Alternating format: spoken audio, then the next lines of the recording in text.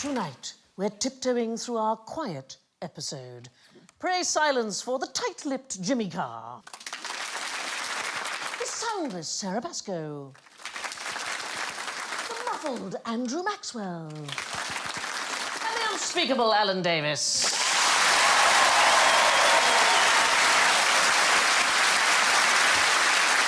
And their buzzers are all appropriately quiet. Jimmy goes. Quiet! Sarah goes. Quiet! Andrew goes. Will you be quiet? And Alan goes. Oh, do shut up. That's very polite, wasn't it, really? Oh, do shut up. Now, how long before a silence becomes awkward?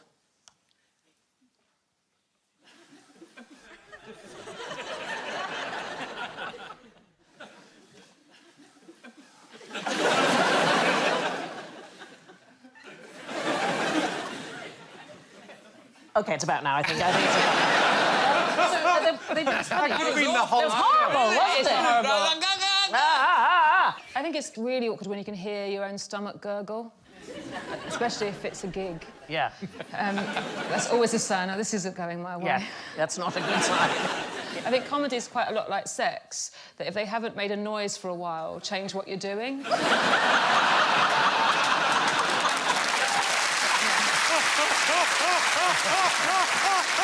say that about parenting as well, actually. Yeah. Oh. 2011, the University of Groningen, which is in Netherlands, discovered that a pause in conversation becomes awkward after 4 seconds. Oh. And after that, people start to feel anxious, they feel rejected. I don't know, I read a really interesting thing by... it's an American research company called the Love Lab. And they basically looked at thousands and thousands of couples over the years, and they came up with a theory on call response. If you're sort of having a silence with someone, with your partner, you're looking at the paper and you go, oh, and they don't go, what? Then it takes like 7 good things to make up for that one bad thing, because people feel so rejected by that. It's exactly that. It's about feeling rejected, because the reason that we like good conversation is it helps us feel good about ourselves. We get dopamine, don't we? Like, teenage girls who stay on the phone for hours and hours have really, really high levels of dopamine, like they've, like, completed a PhD. I always think, like, as comedians, we're like drug dealers. The drug we deal is endorphins, and you've already got them on you. We'll just help you release them. The Irish mind silence, darling? Well, it's never happened. No.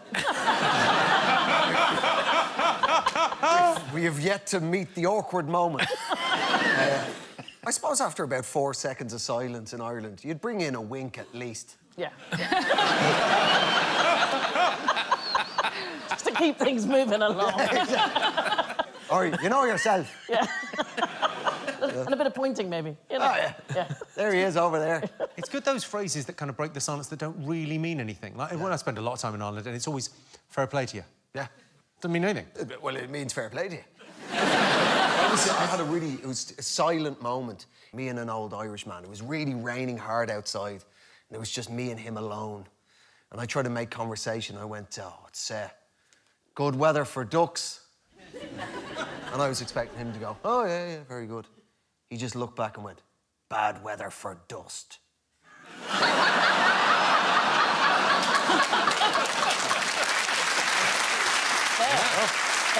enough.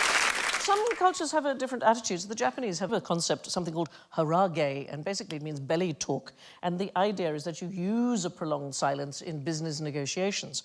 And they're content with an average silence of about 8.2 seconds, so twice as long as we are. So I think it's very much a cultural attitude to it. Maybe that's why, especially in dating, you do feel the silence a lot, because usually the instinct is, he's awful. A couple of bottles of wine and 2 years later, there you are. Let's buy a flat. Yeah. Well, isn't that the theory? When you look at someone, you either want to kill them or you want to... Yeah, if you're looking someone directly in the eye, it's either kind of sexual or aggressive after about 3 seconds. It's one or the other. You can't... Not both? It's not neutral, Alan. Oh. That's sexual. Too easy!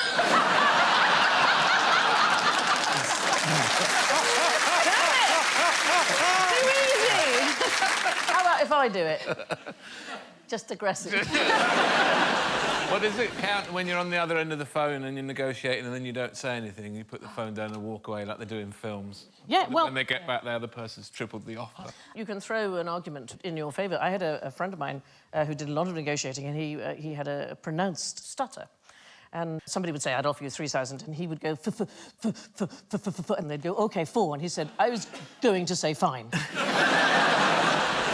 I've got a friend that's, whenever she changes jobs, they always come with the offer for the new job. And she said the trick is you don't read what the offer is. You just get the email and you write back and you write, I'm very disappointed. But you can't look at the offer, because sometimes the offer's really generous, and, and they always come back with a better offer. That is the phrase I use with my children all the time, just to... and I go in the other room and laugh. But I was thinking about the dopamine thing that you said, you know. One of the things that we now know is that particularly talking about ourselves triggers these neural rewards in the brain. Talking about yourself? Talking about yourself. And the subjects who were in this study were even offered money, and they turned money down in order to carry on talking about themselves, and apparently they still felt good, even if they knew nobody was listening. What talking to yourself is like. Talking to yourself commonly in the bathroom. Sometimes my kids walk past and go, who are you talking to? What do you talk about in the bathroom, Lynn? How to get out. There you have it. Scientists have found you can't even pay us to shut up about ourselves. What's the one sound you really can't ignore? Oh, babies crying. I think that is true for... is it true for boys? I was going to say Wu-Tang Clan. What is that? Wu-Tang Clan, Killer Bees on the Storm. Wu-Tang Clan, you know. Method Man. RZA, Method Man. Ghostface Killer. You know Ghostface Killer, Sandy. Keep going till we get to Gangnam Style. Gangnam Style? I knew you from somewhere.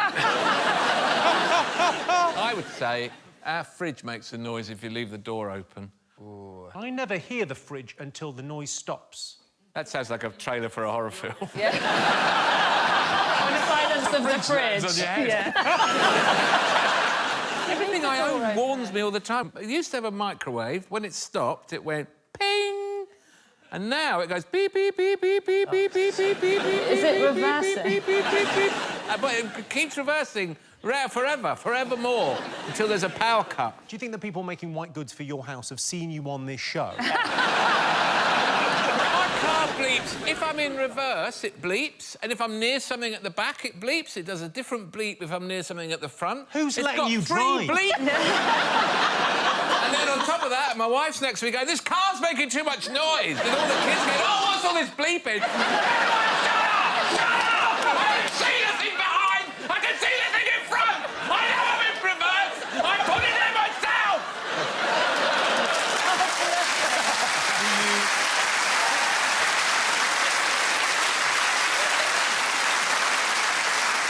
Sadly, on his 234th show, Alan Davis had a complete breakdown. The dopamine, I just had the dopamine. Everyone heard you, Anyway, I wasn't talking about any of those things. Is it the sounds that iPads make on planes? No, technically we are talking about the one sound a child cannot ignore. Oh, ice cream van. No. It's the sound of a woman's voice, is what we now know. So children tend to sleep through fire alarms and so on. They tend to sleep through them. It's partly because they sleep more deeply. I read about this, so they were going to have a smoke alarm that had a voice coming out of it if it was in a child's bedroom. Absolutely right. There is a really strong response to a maternal voice, and that is why there's going to be a new kind of smoke alarm with a female voice. So they've been testing them. I don't know if this would do it for me. It was a woman's voice going, wake up. The house is on fire. No, you want a bit more urgency. I think that might be better than the alternate. My mother was an incredibly sweary woman. Yes. And I think if she'd recorded a fire alarm, it would have been just filth. It would have been like a pirate was doing it. Dundee University, working with Derbyshire Fire and Rescue, they tested smoke alarms in 2017 on sleeping children, and it is astonishing, the difference. The woman's voice will wake the child up 86 to 91% of the time, whereas a tone alarm just over 50%. Apparently, incorporating your child's name into the recording makes no difference whatsoever. Call a little girl Frank, and they wouldn't make any difference. I think if you use your child's name, that's when they ignore you. Yes, that is. They hear their name and think, uh-oh. Yeah. Why that thing when they use your full name? If I was ever referred to as James, it would, oh, I'm in a lot of trouble here. Yes. What are your middle names? Anthony Patrick. Did they sometimes use the lot? Then you're really in this shit. I think that's called a judge. You're in court.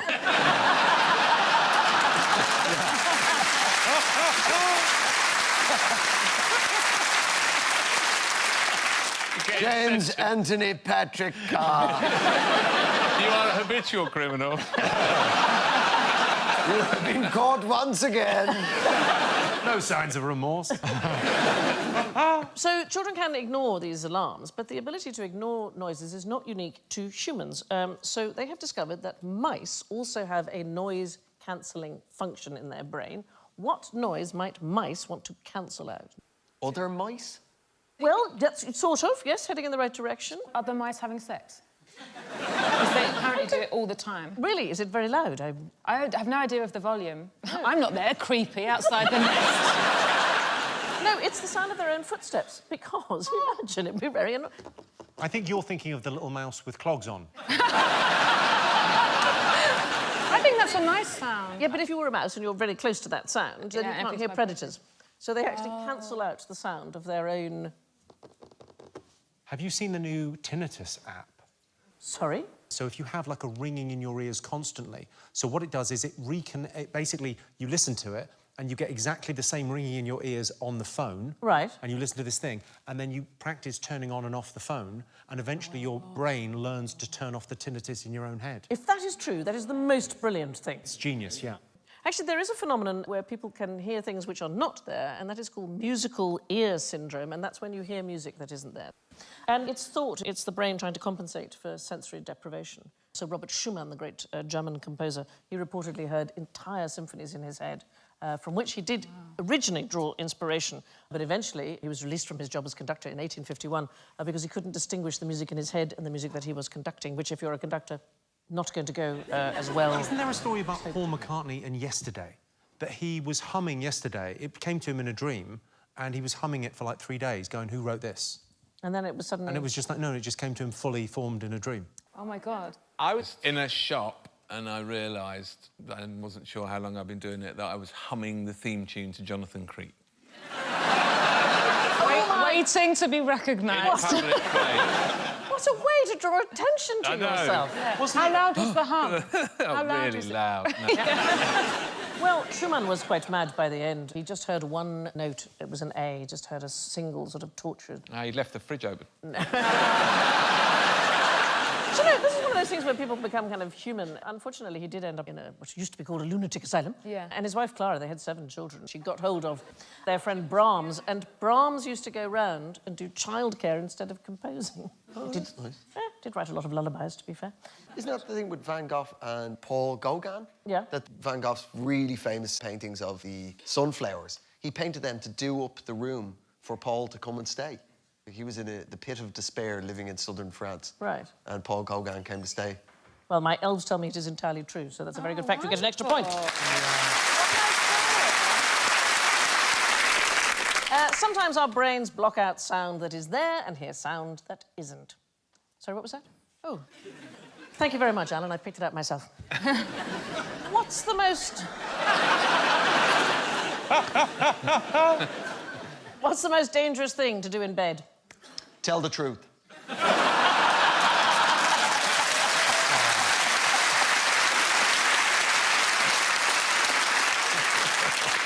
Anybody else? Reverse cowgirl?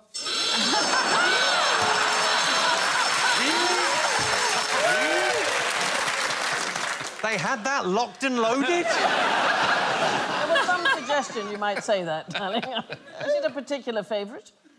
Yeah, how did they know? So we're looking at the past. We're looking at particularly the Victorian era, so something that is dangerous to do in bed in the Victorian time. They would have had candles and things to light themselves to bed. Yep.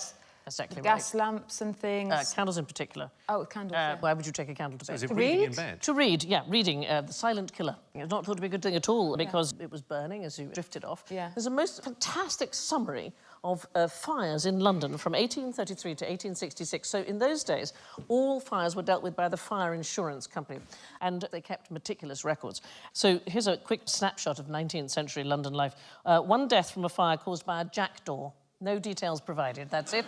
Don't know what that was. Another caused by a monkey. 2 attributed to smoking in bed, 3 to sewing in bed. Anybody? Yeah. 12 to lightning, but the figure that tops all of these is 34 lethal fires caused by reading in bed. In fact, exactly equal by the number of fires started by cats. Has anyone ever actually damaged their eyes reading by torchlight? I don't know, because it used to be a thing, didn't it, when you were a told child? that As a child, every yeah. night of my childhood. You'll Same. damage your eyes. Yeah, I think it's a myth, Dan. Under the covers. Yeah, I used to read with a torch as well. Neither of us have glasses. Who's speaking now? It's your fire alarm. When I was at university, there were 2 students who wanted to go off-grid. You know the Oh, yeah. type? They wouldn't even wear shoes for some inexplicable reason, and they wouldn't have electricity or gas or anything, and they used newspaper for loo paper and candles, and they knocked a candle over in the toilet and burnt the house down. And it was sad. It was a beautiful old house on the beach in Whitstable, but it was funny. Maybe it wasn't their fault, maybe it was spontaneous combustion. Or a jackdaw. Yeah. 1,255 fires attributed to spontaneous combustion. Used to be a thing that Victorians were terrified. Well, I was obsessed with that growing up, and the idea that the fat was like wax, and it was like the wick was inside, and that's why it was so quick. But it's kind of stopped happening since the internet, because there would be a video of it now. Like, someone with their phone would have gone, oh, Nana's burning. Got it. But various examples over the years. Lord Walsingham found burnt to a crisp in his bedroom in 1831, but it is probably because he was reading in bed. That's the bottom of him burnt. That's it, that's it. But reading in particular for women was regarded as dangerous. So women reading in solitude, it gave them rebellious, fantastical ideas. Yeah. It was novels specifically. Yeah. They were very, very worried because novels were, you know, in a third person that might make people too empathetic. Yeah. And thus weaken the nation. Another common hazard in the 1800s is, of course, Christmas trees. Now, I dispute this. In those days, Christmas trees were lit with real candles. Yeah. Now, I am Danish. For the last 60 years, I've had Christmas lit with real candles, and so far, not a flicker of a fire. Just don't set the tree on fire. It's not complicated. But apparently, it was so great a risk in this country that insurance companies refused. So you've got the candles on the Special tree? candle holders that hook onto the branch like that, and you just make sure, when you put the candle on, that there isn't a branch directly above. That is the key to it. Honestly, I've never known this to happen, but insurance companies refuse to insure people against this particular thing. And in fact, there was a sort of a spate of patents for self-extinguishing Christmas trees for a while. There was an American called Leonard Deo. He filed a patent in 1947, and it had a hose that ran up the trunk and had a sprinkler system on the top of the tree that you could use to prevent this. I think as long as you remember to take the jackdaw out at night. Yeah. Perhaps not. The lack of a jackdaw is why we've been so successful so far. Has anyone ever done a poem about jackdaws and backdoors? Because if they haven't, I'm going to do one before the end. It's really bothering me that it sounds so like a backdoor. You're right, the jackdaw and the backdoor does sound like some kind of They reverse... go together. Yes, they do. Right, you do that. We'll do the next question on our own. Jackdaw, backdoor, Lackmore, smack-whore. That's what I've got to. Seashore, seashore. Crack-whore. I'm thinking crack-whore is what I'm thinking. Yeah, what about bee-paw? Beating a bee-paw? No, it's got to be... Why am I joining in?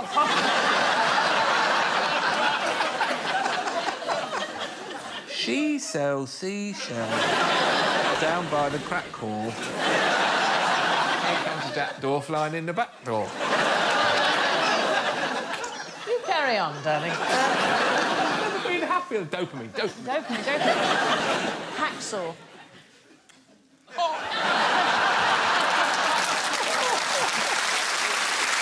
my goodness. Hang on, I'm looking at Jimmy Tax Law.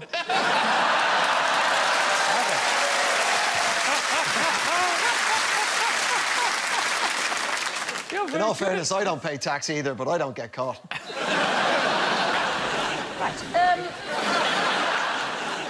What would you hear at the most peaceful place in Britain? I reckon dogging. Honestly, they're ruining the countryside. We've got rights. You've also got houses. I think the answer is builders. Builders? Builders. Because that's what happens in all the most beautiful places of the land. All you can hear is builders. Well, that is not the case, because we are looking at the most peaceful spot in Britain. It's been officially declared the Campaign to Protect Rural England. It is a region of Northumberland National Park. It's been left alone since 1911. 23% of this national park is owned by the MOD and is used for military training. So, remarkably quiet, unless a tank is going past. Yeah, or they're firing things at you. There's one of them down in Lulworth Cove in Dorset, where there's a tank firing range, and there's massive traffic signs that just say, "Warning, sudden gunfire." I mean, I don't know about how the rest of you live, but all gunfire is sudden for me. Yes. I always wondered with that sign, it's a triangle with falling rocks, and it just says falling rocks. Yeah. That might as well just say, be lucky. Well, while you're driving along doing that, that's when you hit things, isn't it? You'll get little beeps just as they come just above your car. There won't be a beep. That's the annoying thing. There'll be no beep for You ain't got a that. beep There up won't there. be a roof beep. Hey, does anybody else, when you go through one of those, you know, the height inhibitor into a certain car park, you're in a car and you know you're going to fit into it, but do you? Yeah. I'll tell you what my one is. I'll be driving along on the motorway, and there'll be fog, and I'll drive like that. Just in case the fog is in the car. There's a big sign saying fog. If you can see it, it's not that bad, is it? Other quiet options. Does anybody know what Teesside Airport train station is near? Well, it's near. Well, this is the thing. It is not anywhere near Teesside Airport for two reasons. One is it's a mile away from the airport, and the other thing is the airport has been renamed Durham Tees Valley Airport. There's one train a week. It's on a Sunday, 14:56. It is one of our ghost stations. Do those stairs just go up and up? Well, so they announced in December 2017 that the footbridge would be closed, and apparently they would save £6 million if they did so until 2022, because that's how much it costs to maintain it. And in fact, most of the tickets that are bought to Teesside Airport Station are purely bought by collectors, because there's no point in going there, and now they've closed the footbridge as well. There are quite a few of these ghost stations. There's the Leeds Snaith line. Monday to Saturdays, one train a day. Apparently, it is easier to maintain a minimal service than go to the expense of closing down an entire line. This is going to be a godsend to doggers who have lost their licence. I think you've just given them a whole new option. Yeah. They think the reason they keep it is because people would be upset if it was closed, which I love as a British reason. I'd be upset, and I've only just heard that it existed. Yeah. If you were in the United States and you wanted complete quiet, you go to a place called the National Radio Quiet Zones in West Virginia. It's a 13,000 square mile patch of land where all electromagnetic radiation is banned, and it's because it's where the National Radio Astronomy Observatory is there, and they don't want any interference with it. All the vehicles that they use around the area are relics from the 1950s or 60s, or trucks with diesel engines, because the spark plug in a modern petrol engine might cause some interference. Microwave ovens are kept in special sort of metal cages. People use phone booths in place of mobile phones. Well, it's like a real glimpse into America's future. Who here likes total silence? Who finds it disconcerting? I had a situation where I was flying back from Portugal on quite a well-known bargain airline. And then I had to go straight off to do some work. So I wanted to sleep on the almost 3 hours of the plane. And the other side of the aisle seat, there was a Portuguese lady and her 2-3-year-old son who had an iPad. And the iPad was on, and it was going bing, bong, bong, bong, bing, bing, ding, ding, bing, bong, bong, bong, ding, ding, ding, bong, bong. I love that game.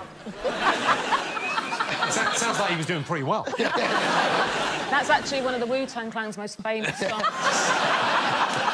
I had a brand new set of headphones, but I couldn't converse with this lady. So I went to the crew, who were also Portuguese at the back. And I went, I've got these headphones, this situation, I really need sleep. And I'm very happy for them. I can keep the headphones and totally understand. I'm a parent myself, keeping kids distracted, but, you know, I really need sleep. He went, no problem, no problem. He goes down there and he snatches the iPad off her and goes, "No! No! No! No!" And then he takes the iPad and he bonks her over the head. Right? Oh, my goodness! Then he turns around to me and went, "Enjoy your flight."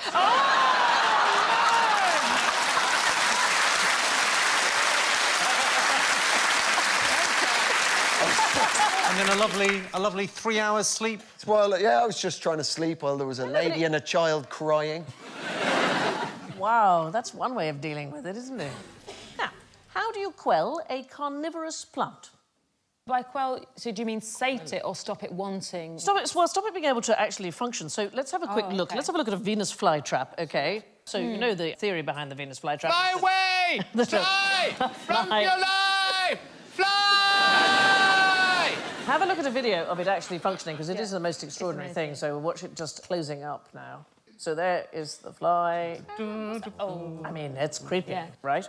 But if you wanted to make it stop working, you would anaesthetise it exactly as you do human beings. So you can gas them with ether, you can swab the roots with lidocaine, and what'll happen is it'll just stop working. The fly will land there, but the thing won't close down. And it is found that the electrical impulses in the plant have temporarily dropped to zero. It is exactly the same effect as what happens to us. So a plant would be exactly the same reaction to an anaesthetic as a human. Yes, exactly. So I find that stuff extraordinary.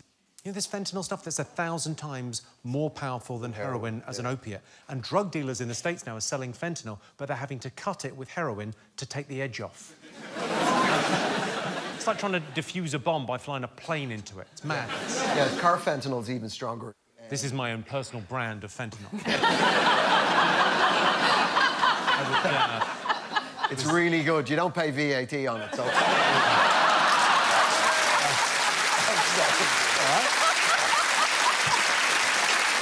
Whether you're a cop or an ambulance personnel, when they pick up somebody who's OD'd from carfentanil, they've got to wear extra thick gloves because you just touch skin to skin. would still have some effect on you? Through your skin. So why does anyone take it? I think it's very Moorish.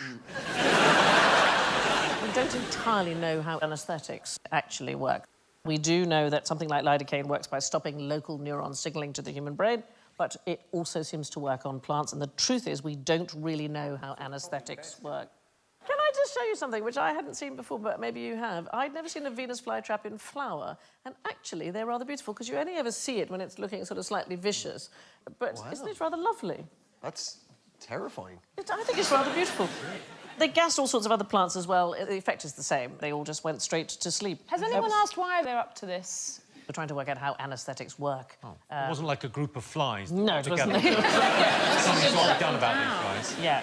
One of the interesting things that they found out really recently about pain in the brain is that if you think about colours, it distracts your brain from the part of your brain that's getting the messages about being in pain. So it's something quite good if you don't have any pain relief, if you think about colours one at a time. Yeah.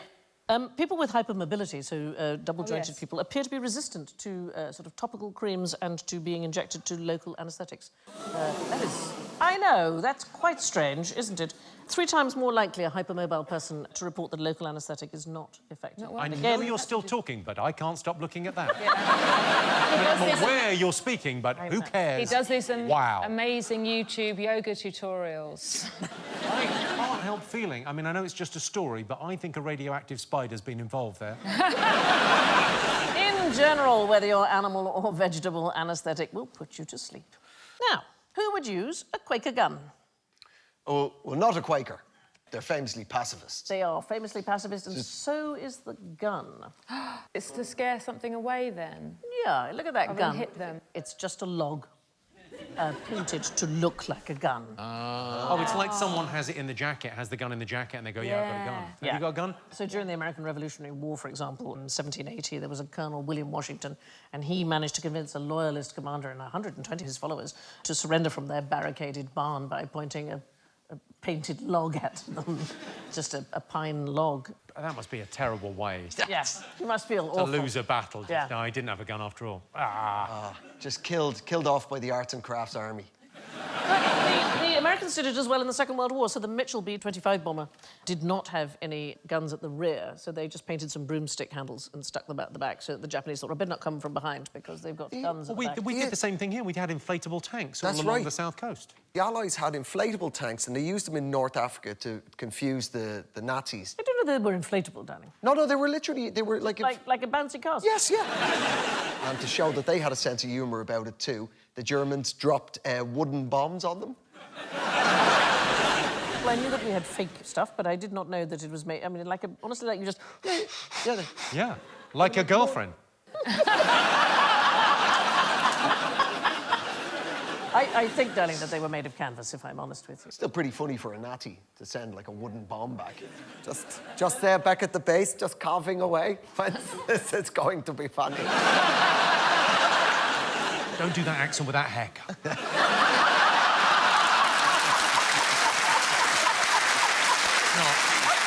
Not good. Either one is fine, but when you combine them, I feel it's dangerous. Anybody ever been to a Quaker meeting? Yes. Yeah, Did you go to a silent one? Yeah. Waterford in Ireland is the Quaker capital of Ireland. And everybody's just silent until somebody gets taken by the Holy Spirit, and then they stand up and they offer up a prayer. And that's it for an hour. You know, so there's no hymns, there's nothing else. The thing I've discovered, which I didn't know, because I thought all Quaker meetings were silent, it's only 11% now of Quaker worship. There's an awful lot of people going to what's called programmed. I love the whole silent, unprogrammed worship. I have to say, not as much as a group of young Quakers in Nottingham. In February 2018, they released it was a big hit, a silent podcast. It broadcast an entire 30-minute meeting for worship, and it just featured audible shuffles, creaking chairs, and the turning of a Quaker advice and queries pages. That's it. I could have just taped one of my audiences. And now, it's time to whisper our way through the calming quietude of general ignorance. Ooh. How good are you at multitasking? Excellent. Excellent. OK. Here we go. Oh, I see. Yeah. I didn't know it was going to be tested on. Just volunteered yourself, OK? So I want you to take this stack from here and recreate it exactly the same on this one, and you can have to move them one at a time, OK? Oh, right. But while you're doing it, I want you to recite the alphabet backwards. Ooh. Well, I can't do that anyway. I mean, I don't think I can do it forwards, like. A, B... No, so you don't understand how the game functions. We're going to find out that Andrew's a toddler. Just took them off and put them on the counter. A, B, C... Not backwards, though, is it? I can't do it backwards. Z, and put them on the middle one. Andrew. All right, OK. This is me. Right on. Start again. This is more annoying than my microwave. OK, here we go again. Z, Y... Keep them on the post. backwards. X... Move them one at a time. No, middle one. What's wrong with this? No, don't help him. I love this, because as I said... Z, Y, X, W... V... U... OK, get the hell. Don't pretend you could do this. So why did you say that you are good at multitasking? I'm a man and I like to brag. What they found is doing tests at Stanford University, people who consider themselves to be good at multitasking actually do worse at performing multiple tasks than people who prefer to focus on things one at a time. It's one of those strange things. But anybody else think they would be better at it? I mean, than that, yeah. Go. The fact is that what we now know is that the brain is pretty much incapable of focusing on more than one thing at a time. Yeah. If it requires a level of thought. I mean, walking you can do and do something else at the same time. But the task that... I did a course years ago in neurolinguistic programming, and the idea was that your conscious mind can hold, like, 5 things in it. So if you think about how do my feet feel at the moment in these shoes, how's my breathing, and you think about what I'm having for dinner this evening, and then the first thing's gone. You can't remember how your feet feel in the shoes, because your conscious mind doesn't do that much, but your subconscious mind. So you're doing 2 things at the same time. Automatic if it's done things, by your subconscious mind, then yes. Yeah. If it's breathing and walking... It depends what the thing is. So singing, which is an auditory process, is easy to combine with riding a bicycle because that is a motor process. And they utilise different brain processes. It's when you've got a thing that really requires single focus. It's called a bottleneck. Like voting. Yes, exactly like that. Exactly like that. When you're multitasking, what your brain's actually doing is switching backwards and forth very Yeah. fast between the tasks. So really, it would have been better off to do it one at a time. So why is that thing about men not being able to multitask and women being able to? No, but it's kind of reverse sexism, that essentially it was invented by men to go, no, no, no, you should do all the housework because you're able to kind of like look after the baby and do the dinner and keep the kitchen clean. It's like ads, you know. The ad is always a massive suburban house, and the husband can't put in a light bulb. Yeah. The amount of ads that over the last 34 years is always, oh, George. Oh, he's useless, isn't he? Yeah. Anyway, buy this. But yeah, and also it is insulting to There is men. no Yeah, consensus no. at all as to whether men or women are better at multitasking. But multitasking actually causes a temporary 10-point decrease in IQ. It's about the same as smoking marijuana or missing a night's sleep if you try and multitask. You're much better off doing things one at a time. Yeah. It seems there's no such thing as a multitask master. Right, everybody gets a banana. I want you to show me how a wild monkey would eat this, please. Oh, I reckon I know this. I know. Yes. Oh. Upside down. Oh, there you go. I think monkeys in the wild don't, in fact, eat bananas. Oh, because they don't have access It's- to bananas. It's like the way polar bears don't eat penguins. Penguins. Yeah. Because they don't like chocolate biscuits.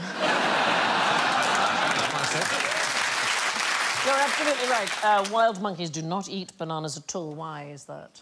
There are no bananas in the wild. Correct, absolutely right. It's a domesticated plant, the edible banana. And there's only one left, isn't there? What, banana? No, one type of banana. There was Right, it died out. Yeah, it died out, and there was one place that had them, and then now it caters everyone. Well, there are some bananas that grow in the wild, but they are not particularly... A banana plant takes 9 months to grow. Yeah. 9 months to produce a bunch of bananas, and then that's it for... And it's technically a herb. These are all correct facts about bananas. But the wild banana is oval, it's not remotely sweet, it's not particularly edible. Monkeys do not tend to eat them. They do like to eat them in the zoo. Let's see how... there's a monkey eating it in the zoo. They seem to eat it anyway. They bite it, they pierce the skin. He just wants to get it down him, doesn't he? He just doesn't really care. They do love human-engineered bananas. They've been known to raid plantations. They are actually seen as a bit of a pest. But Paynton Zoo in Devon has stopped monkeys from eating bananas now because it's too sugary and they cause gastrointestinal problems. And here's my favourite banana fact. Enid Blyton's nephew, Carrie Blyton, wrote the song Bananas in Pyjamas. Oh. I know it's a bit random, but as we were doing songs, and I didn't know any of them, I know that one. Oh, I know. Let's all go along the Strand, have a banana. It's because they used to have a fruit stall right at that end of Charing Cross. You know, Des O'Connor couldn't walk when he was young. Very tragic childhood, which he recovered from. But his autobiography is called Bananas Can't Fly because his father would hold a banana when encouraging him to recover the use of his legs and say, you've got to come and get it, it can't fly. And it was a rare thing to have a banana. And then when he recovered and he was able to walk, he went down the shops and got run over. And that's a true story. That's a wonderful story. Where was the fruit stall in... Did you say the Strand? So there's a really old kind of London Cockney song. Yeah, because you used to be able to... I've got a friend that wrote a book about pineapples, and you used to be able to rent a pineapple on the Strand, and no one ate pineapples for the first sort of... No, it was a sign of wealth. Yeah, You would just they have parade them on round. Lambeth Bridge in the architecture, and it was a fashion item. Women dressed up like pineapples. I heard this lovely story about sailors coming home from, you know, being away for months and months at a time, and the wives would put a pineapple in the window, and it would signify, my husband is home, no gentleman callers, please. Yeah, absolutely. Yeah. So, someone told me that stately home thing, the big pineapples on the front of the stately homes, is kind of a gag alluding to that. Oh, I see. Yeah, I used to get gate posts with pineapples on to show that the lady was permanently virtuous. Kind of cute. I know. I'm not getting one.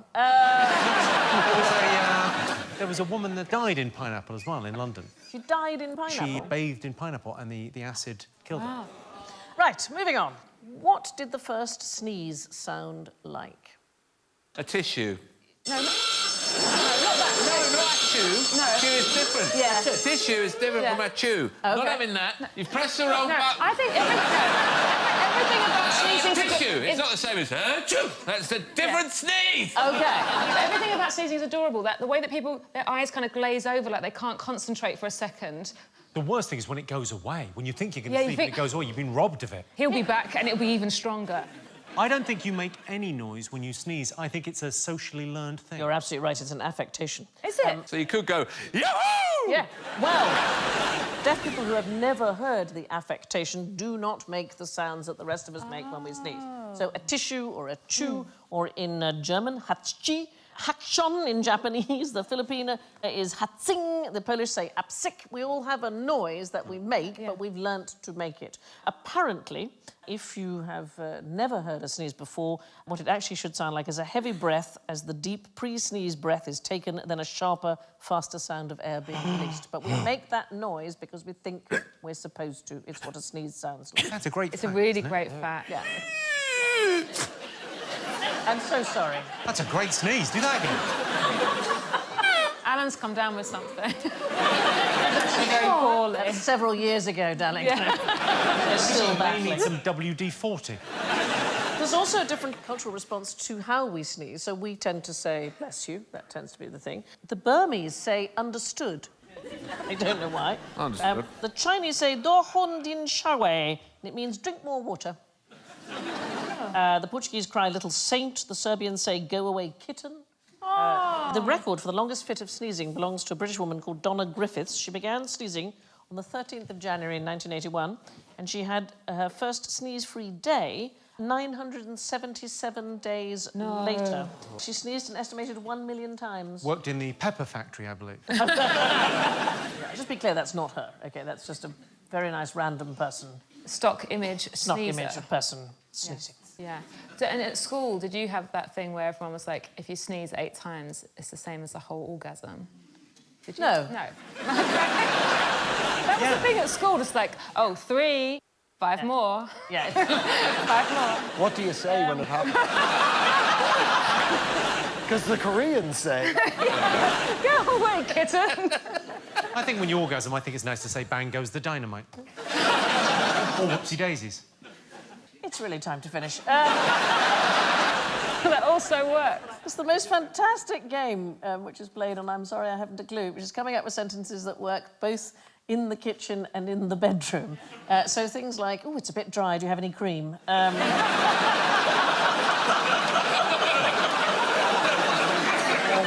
prefer your mother's, that kind of thing. Do you fancy a roast this Sunday? That's it. Just stick it in for 20 minutes and I'll get you the free garlic bread. All of which leaves us clamouring for the scores.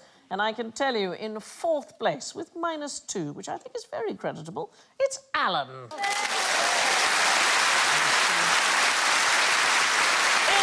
3rd place, with -1, Sarah.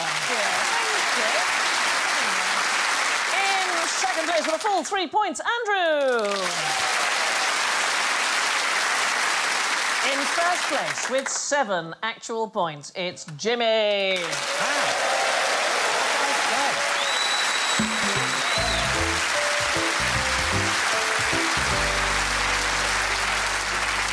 Right, it's thanks to Andrew, Jimmy, Sarah and Alan. And I leave you with this quick quotation from Mark Twain. I thoroughly disapprove of duels. If a man should challenge me, I would take him kindly and forgivingly by the hand and lead him to a quiet place and kill him. Good night. Good evening and welcome to QI, where tonight we're wading through a quagmire of cues.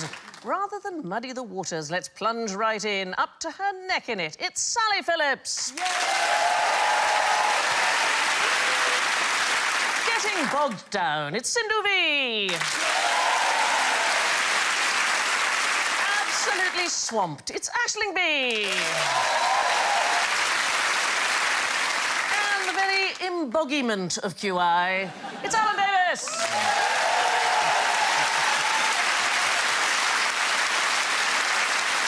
Let's admire their quagmires. Sally goes. That's nice. Sindhu goes. I've had weekends like that, I have. Aisling goes. Wow. So many things come to mind that I'm not going to say. The only one thing, really. Alan goes. Giggity, giggity. Quagmire? You don't know Quagmire? No. It's a character from Family Guy. Do you not watch Family Guy? No. OK. Let's get stuck into some questions. What's old, cheesy, and found in the Bog of Allen? It's a good picture.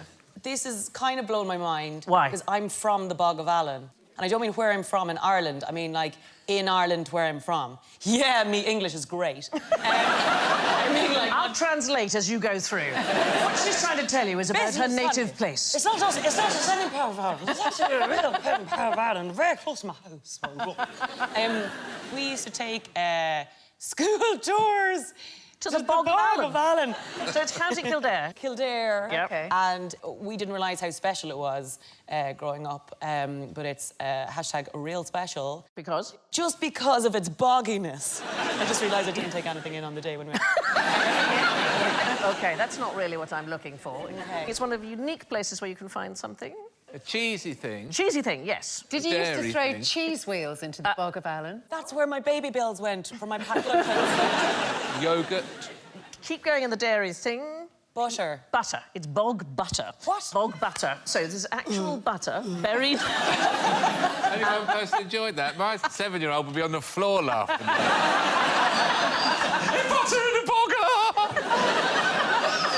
There is a guy on YouTube who has a whole channel devoted to flushing different things down the toilet. Seriously? Yeah.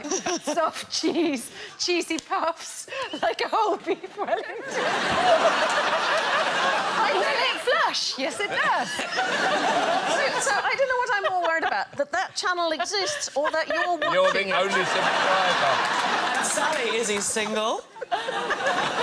And Reader, I married him. I want to know how you crossed the bog as school children. Did you go in planks? Do you know what? There were actually planks. And I remember one time we also went on a retreat that we had to cross it into the dead of night. It was a Catholic retreat now, so I think it was trying to make us feel a bit like Jesus did or something.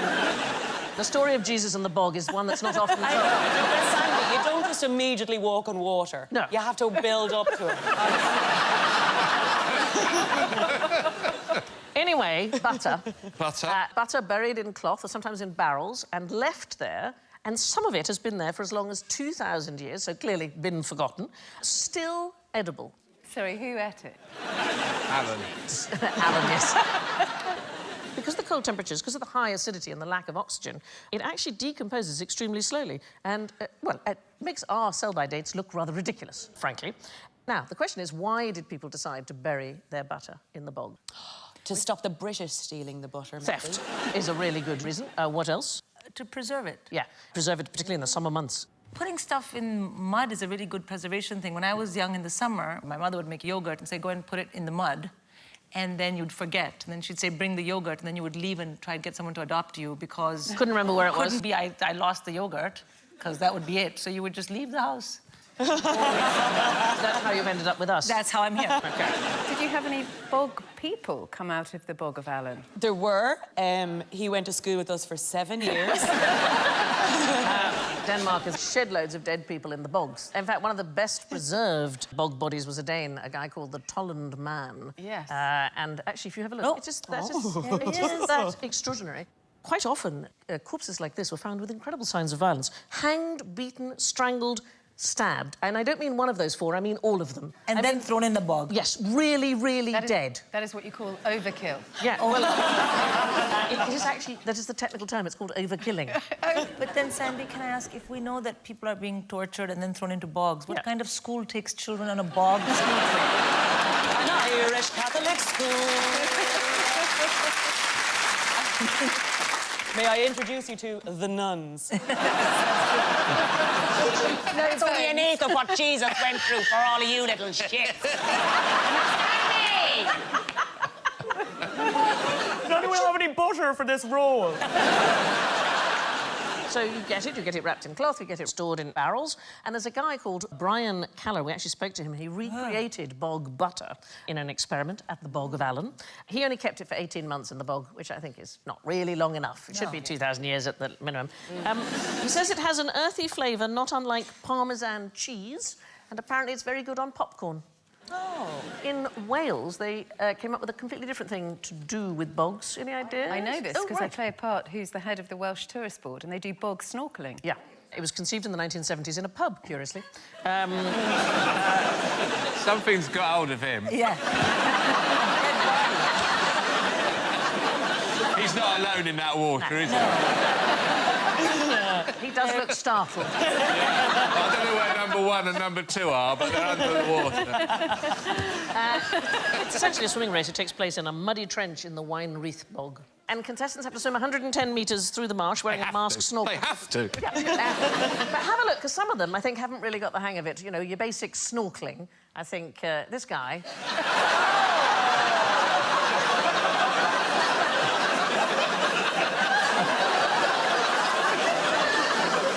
This one, a little bit more proficient. He's actually got the hang of using a snorkel.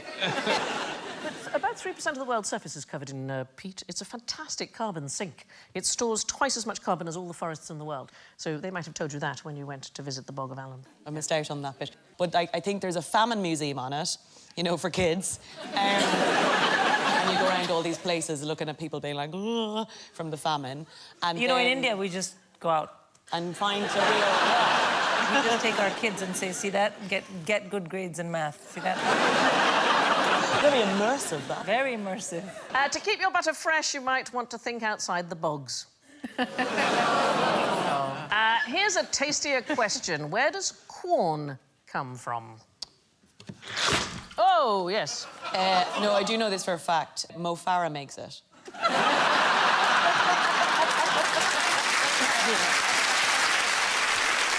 Do you read it, Alan? Is it part Yes, of your... I ate loads of it. So do you know where it comes from? Sainsbury's, I get it from. Isn't it a fungus? It or is. It's a something? mycoprotein, so Yeah. it's made entirely from fungi. But why is it called corn? Oh, branding? I mean, it's called corn because if you said, here's some microfungi, nobody would eat it. Nobody would eat it. Well, here's one of the most delicious pieces of irony. It's named after one of the UK's biggest hunts. Yeah, I have to say that very carefully. The hunt used to take place at Quorn Hall in Leicestershire. In the village of Quorn, it was the home of Hugo Meinl. He was an MP and he was an absolutely fanatical huntsman. But it is a village. And in 1914, the Quorn Specialist Company of Leicester registered the word as a trademark. They did custard powders and sauces and stuffings. Because it's a vegetarian thing. It is a vegetarian thing. It's when you're vegetarian and you move here and you say I'm vegetarian, they start presenting you with this stuff. And they say, here's a corn hot dog and a corn hamburger, and you're like, I've never eaten a hot dog or a hamburger. Can I just have, like, a tomato? That's enough for me. You can spare me. But you must have hell in Denmark, because the Danes don't understand Oh, vegetarianism. the first time I went to Denmark, I was going to meet my future in-laws, and my husband was like, oh, let's go to McDonald's. So it was a drive-in, and then he said to the guy, and that time I understood no Danish. So he just leaned in and I heard you. And I had no idea. I mean, you know what I mean. But you know what I mean. That's what I heard. I have a funny feeling you're not going to win this evening. That's what I heard. And I won't say what the lady said back. She just said something in Danish. And then she made 2 Big Macs. Then she put my husband's in the box. Then she took mine, opened it, threw out the patty, put the bread back, and handed it to us. And she said, yeah, we have vegetarian here. And my husband was like, yeah, I'm sorry, they're still catching up with vegetarianism. But in 2004, the Quorn Hunt tried to register their name. Well done. Thank you. You're going to slip up in a minute. I know. I can't wait. I know. So the Hunt from Quorn tried to register their name for a range of non-food stuffs, and they couldn't because Marlow Foods, who own it, objected and said they might be adversely affected by being associated with a hunt, and they won.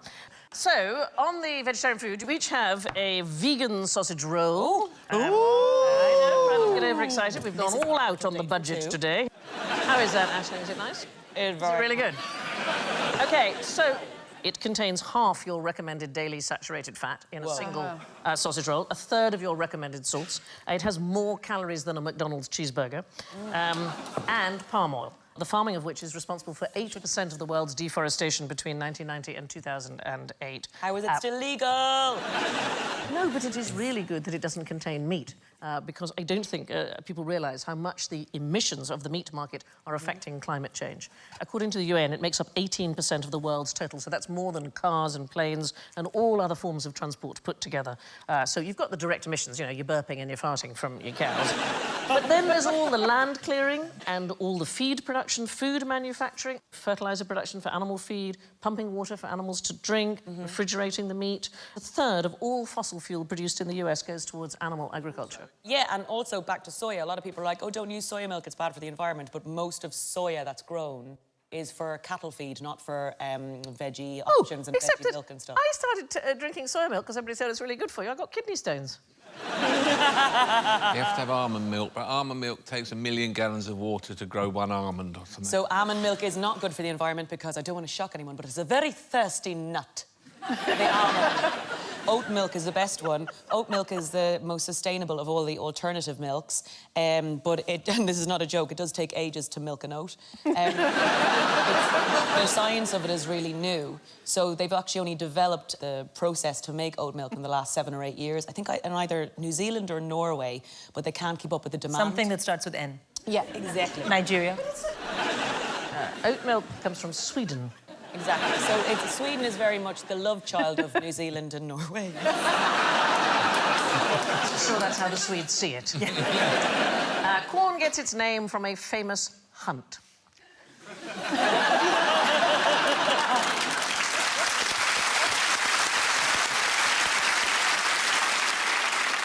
Who searches for skolloks around a bunny hole? See, now you've nearly said bollocks. Is it Hugh Hefner? We are using historical slang from Cornwall. I can tell you that a hollybubber might search for skolloks around a bunny hole. So Cornwall, what's Cornwall famous Pixies. for? Pixies, I love that. No. Crabs. Tin. It is quarrying. We are in the world of quarrying. Skolloks are small pieces of stone which you might find around the edge of a quarry. The bunny hole is pretty simple, actually. It's just the entrance to the mine or the quarry. And the hollybubber is someone who makes a living collecting these stones. So, we've got that. Hollybubbers, skolloks and bunny holes. Can you work out what any of these pieces of quarrying slang might be used for in a sentence? There they are. Anybody want to make a sentence out of one of those words? Dumblehole is the online porno name that Dumbledore goes by. Lego's the most fun you can have with plastic. Let go of me nog, you dumb hole. Or I'll thrust you in the breast. Yeah, there you go. They're wonderful words. To knob is to remove protruding pieces of stone. No, it isn't.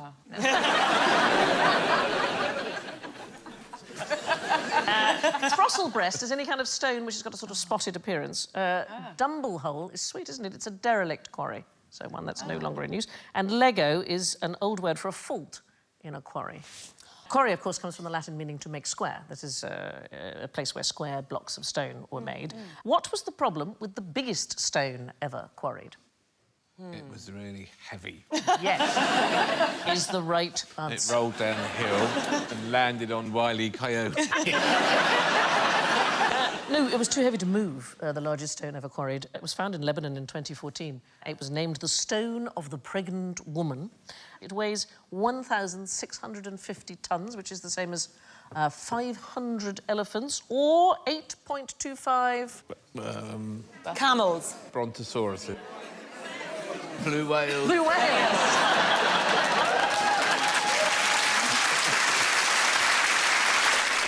I find it very offensive that something that's big and huge and can't be moved is called pregnant woman. Yeah. Why can't it just be called fat man?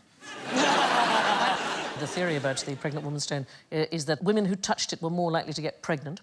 And there is a Fat Man Mountain in Montana. Oh. Then I think that's fine.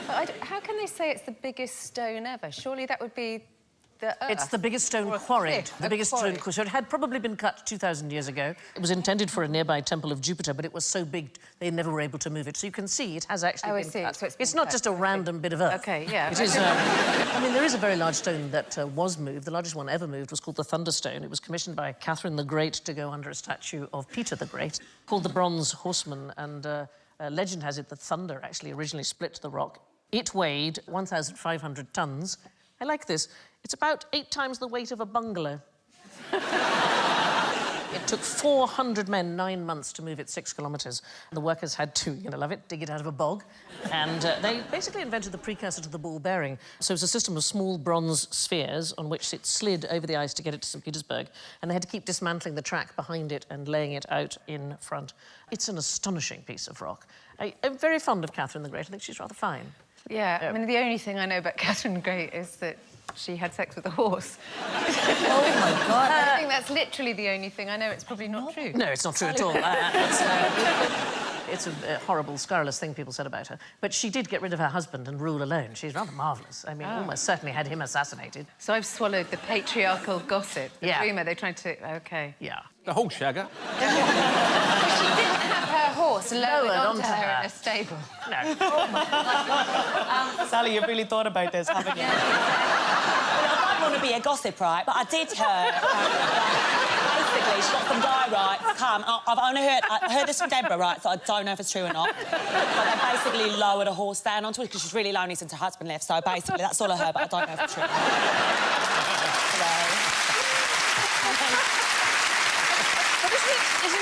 Isn't it extraordinary in history? That is the thing that people will say about her. Yeah. And not actually that she was an extraordinary ruler and she managed to move that big rock. Right, quarries. We're going back to quarries. They can be rather dangerous places, especially abandoned ones, because they look rather inviting. So there was a quarry, a disused one in Buxton. And this is not it, actually, but it had bright blue water and it attracted lots of swimmers. But it gets its colour from the caustic alkaline chemicals in the rock. It gives it a really high pH. So it's got a pH of 11.3, so if you imagine bleach has got a pH of 12.3.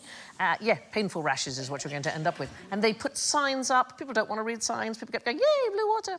And in the end, in 2013, the council opted to dye the water black, and people went, oh, yeah, I'm good. I'm not going to go in there. And no matter how attractive they may look, stay away from dumble holes. It's like a lesbian advice night.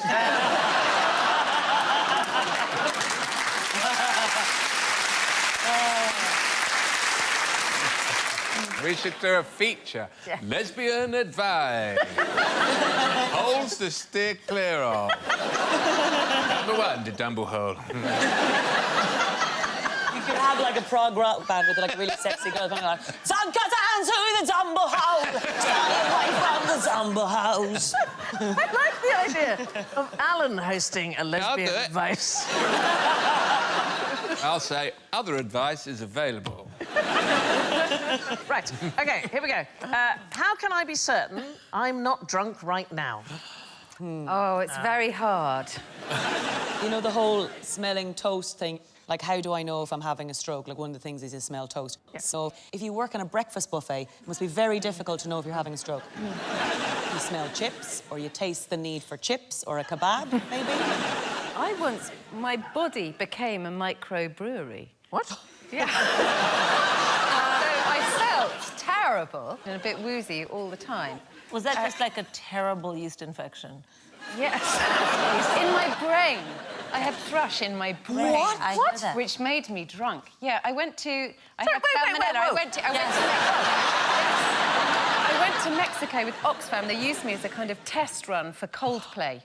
And so I went round, and everywhere I went, people would kill a chicken and cook it in a bin, rolled in cocoa, and I would eat it politely.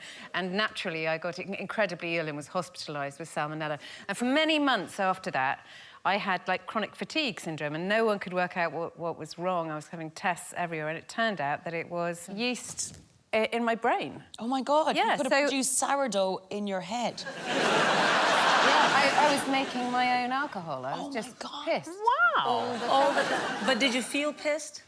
I suppose I did, in retrospect, but I didn't think I was, because I wasn't drinking. To be honest, Sally, you were great fun at the time.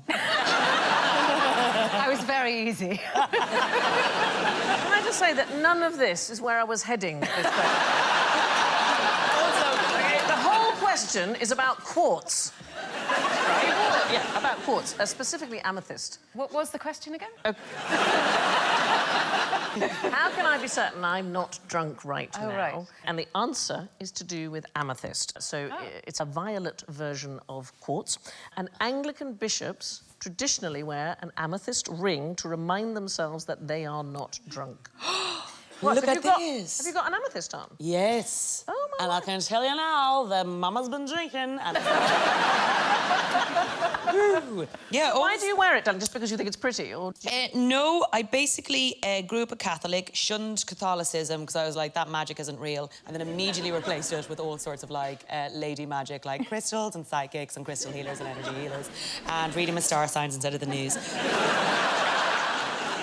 The belief that amethyst keeps you sober dates back to antiquity. It comes from the ancient Greek word amethustos. It translates as not intoxicated. What's interesting to me is that you have something that is ancient, comes originally from the Greeks, and then goes into traditional religion. So bishops traditionally wear the amethyst ring to remind them that they are not drunk, that they are filled with the Holy Spirit, is the idea. And it later reminded them to not become drunk with power. I mean, it is an absolutely beautiful thing, an amethyst. I do believe in the power of colour and holding something external to yourself and energy and power. Because if you look at what powers a watch, it's just quartz. So there is a lot of power. Other advice is available.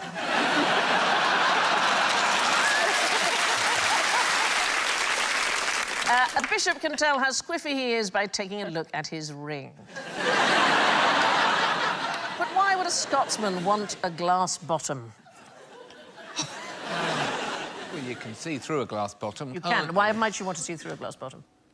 We are in a particular kind of drinking done in Scotland. Whiskey drinking? Yes, what might you drink whiskey out of in Scotland? A glass. Tumbler. It's a special kind of cup called a quig. A what? It's called a quig. Oh. It's a shallow cup. It's used traditionally to drink whiskey, often made with a glass bottom. That normally has mango chutney in it. OK, so there's some thought that Bonnie Prince Charlie supposedly liked to see through the base of his cup, just in case his enemies were up to anything. You could drink and still use your eyes, I think. Yeah, so we thought it'd be great to let everybody have a some drink. whiskey. Yes, please. So, I'm very pleased with this. It is Toksvig's finest whiskey. There you go. This is the most, like, rock and roll QI's ever been. No, there you go. Skål, skål. Skål. I can't open Go for mine. it. Can it launch it? Cheers. Cheers. Another way that you might do a drink in Scotland... You might do a drink? Yeah, well, have a drink. Have a drink. Yeah, let's do a drink. Take a drink, everybody. Why might you drink it over water? Why might you toast over water in Scotland? Some sort of superstition. So we're talking 1688 when it begins? Bonnie Prince Charlie OK, involved. so it's the Stuarts. Usually the is. Stuarts are exiled to France. The supporters in Scotland want the king to return. He is over the water, and so you toast over the water. Toast over the water. And in fact, the desire to suppress the spirit of rebellion in the Jacobites was so strong that finger bowls were reportedly banned at court from 1746 until 1905. They were still worrying about it. Is it good? Yeah, it goes well with the cold veggie sausage roll. This is the Edinburgh Festival in a nutshell. We don't know where the quake comes from. The National Museum of Scotland recounts it evolved from scallop shells. Another theory, it evolved from bleeding cups. As in lady bleeding cups? Like No, moon cups? no. Bleeding somebody if they were unwell. It's OK. You don't put that between your thighs and try and walk. I don't think that's a... I don't think that's a thing. Other advice is available.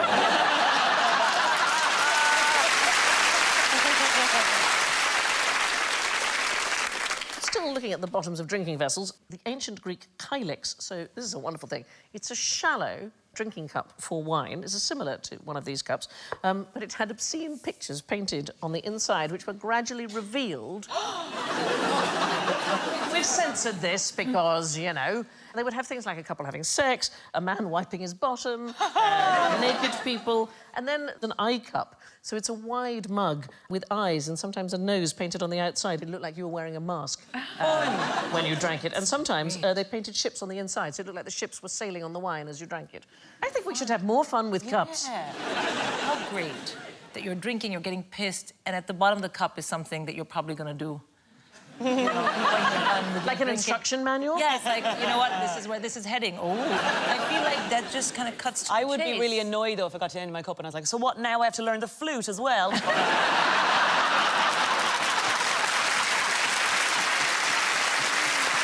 OK, so I just want to see what kind of audience we have in tonight. Who would like us to remove the pixels? Put your hands up.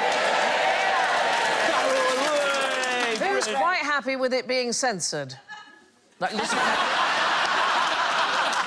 Oh, my. No one at all. All right, let's The remove best the audience. pixels and see what's behind. It's going to be a flute. Literally nothing. Genuine disappointment. What a tease. Especially for him.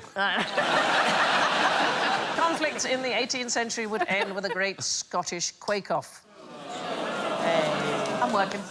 Now, from something squiffy to something quiffy, who would wear a hat like this? You each have a hat. Hilarious. Oh!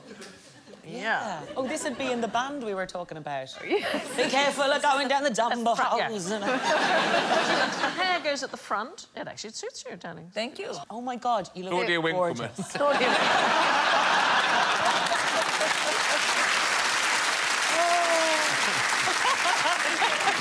You look like you've been working on an airline 15 years too long. So, around the 20th century, close-cropped hair was absolutely de rigueur and vital for soldiers. But if you wanted to make a fashion statement, you were allowed one exception, and it was a quiff plastered to the forehead. Now, if you couldn't grow one, you could have a fake one, which was stuck to the inside of your hat. There you go. It was very particularly popular amongst men, apparently, who just left military prison. And you could use grease or soap to turn it into a little bit of a ringlet. I've hyperventilated. I feel all squiffy. Officers frowned on it. They said it was effeminate and unsoldierly. And in fact, in 1904, they were banned from wearing their caps too far back on their heads in order to display their quiffs. But it was young men who still wanted to look good. Maybe it's also because they wanted to, what the English people say, pull. Yeah, pull. Here's another military hairstyle. Does anybody know what this is? A military hairstyle from somewhere that's not the West. No, it was absolutely a critical part of Royal Navy hairstyles. They had braids? Well, I'm going to be honest with you. This one has actually got braids because it's a prop left over from another show. But I know my hair. they had a long ponytail at the back. It's called a queue. It was known as a queue hairstyle. And it was standard in the Royal Navy until the early 19th century. Today, they have to have short back and sides and properly groomed and all that kind of thing. And they specifically banned designer stubble. Also banned hipster beards, handlebar moustaches, because I don't think they want you to look like the village people. What about a Brazilian? Can they do that? I believe the Brazilian Navy has very different rules. They just have one strip along the top of their head. Yeah. Like that. I mean, really, what do they think it matters if the sailors have a goatee? You know, you're representing your nation, I suppose it's that. Isn't it funny that at different times throughout history, certain types of hair or moustaches might be representative of anarchy or conforming, depending on when? Like, say now, hipster moustaches at a time were just exactly what everyone in the war, just general war, the whiskey's kicking in. I know I've got a point, but I'll be honest, it's gonna come out loose. Those submarines, though, they can be in the water for 9 months of the year. They don't see daylight, their friends or anybody else. I think if they grow a moustache... Yeah. That's fair enough. They don't have facial hair so that masks and breathing apparatus can fit on submarines. Oh, that's a good idea. Yeah, it's a safety. And I suppose for bacteria and stuff like that, not to get trapped in the beard. Yeah, and you might end up with brain thrush. Yes. Right, hats away, please. Complete this saying. The people of Q, I... Worry about... Klaxons.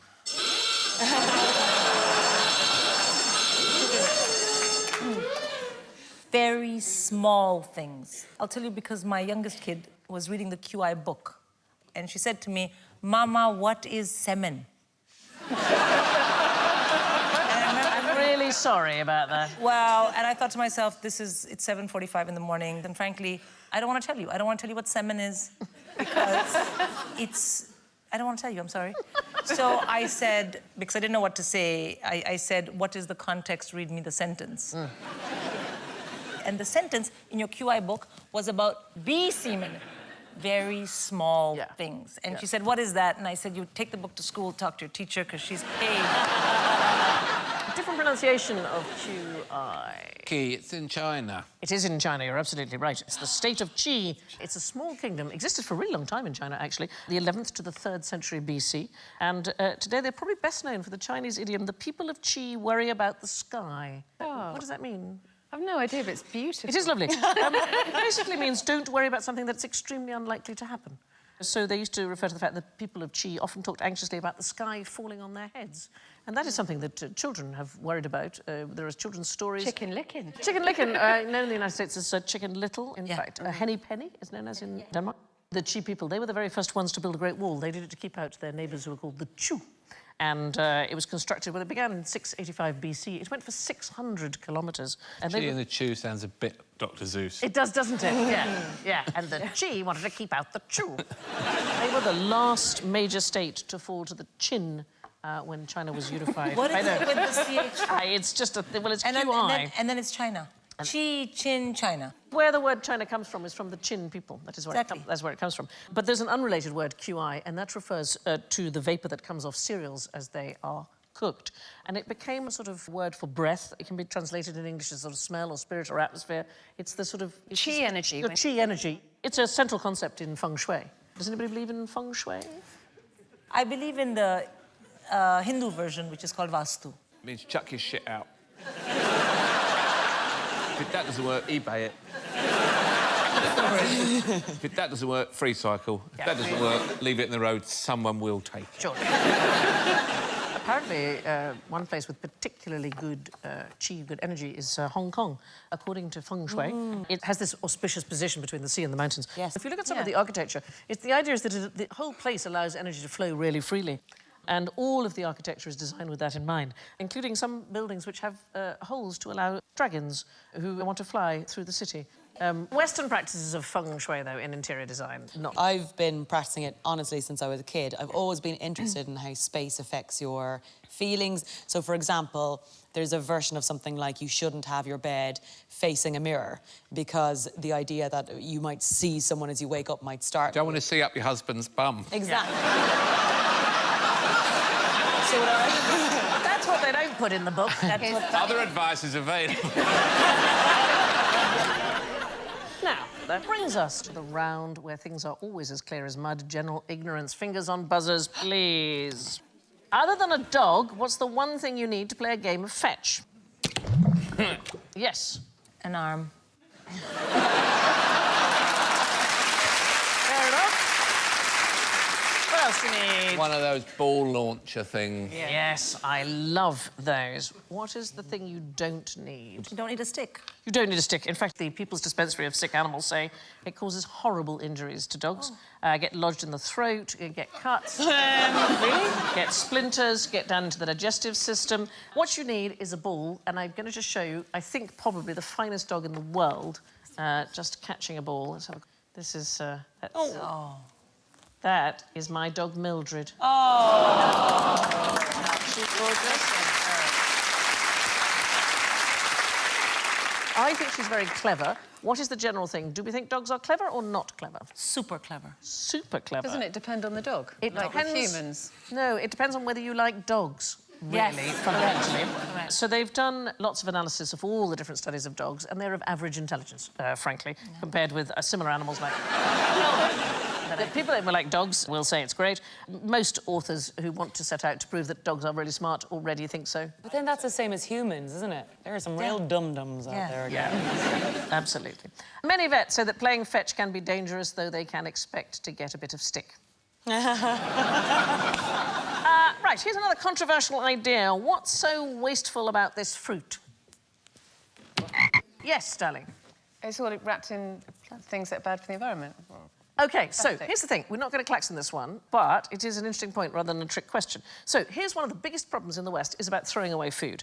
According to some environmentalists, the carbon release associated with food waste is a much greater problem than any pollution caused by plastic waste. And here's the thing. Sometimes wrapped in plastic is a good thing. It can be a very efficient way to keep food fresh. So a shrink-wrapped cucumber will last 4 times longer than one that is just loose. Bananas in a perforated plastic bag will last twice as long as a loose bunch, and pears in a plastic bag in a fridge will last 14 days longer than left loose in a fruit bowl. So the best idea is not to buy food that you're going to throw out at all. Also, edible packaging is the future. Okay. Yes. Now, when they deliver the newspaper, it comes in something made out of potatoes. Does it? Yeah, and you have to stuff it in your veg recycling. Oh, I did not know people still had newspapers delivered. Do you know There we are. Plastic is undoubtedly bad for the environment, but it can be good for making your fruit last longer. Which Chinese dynasty made the most valuable vases? Ming.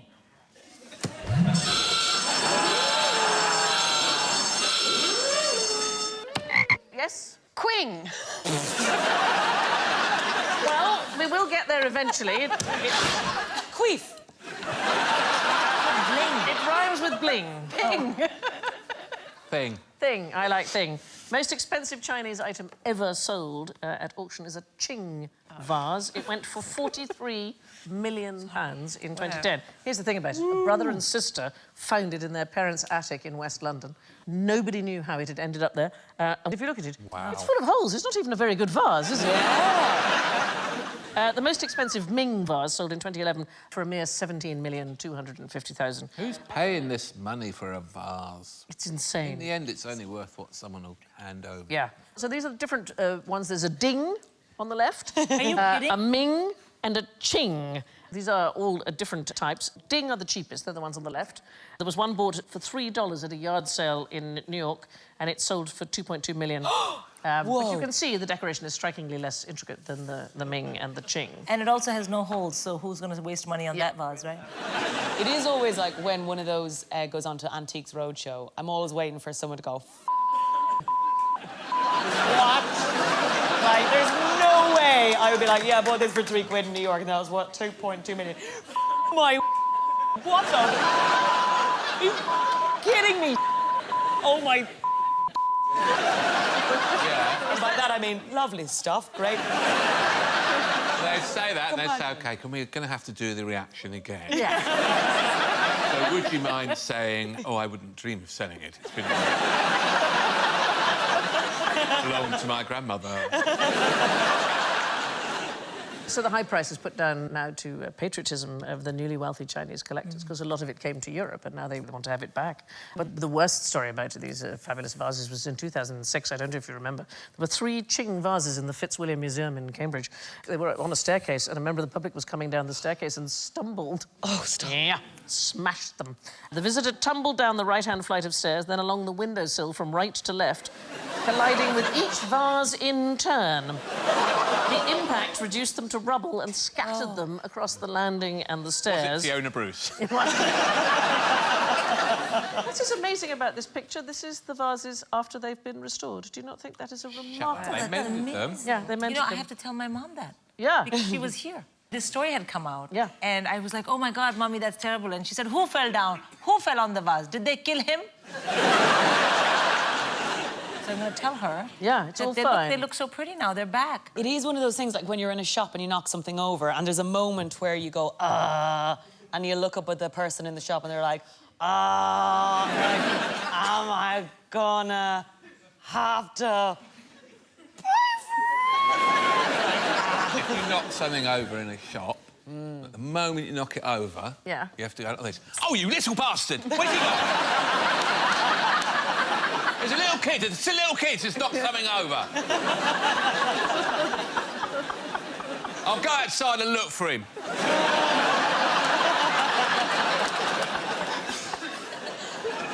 Other advice is available.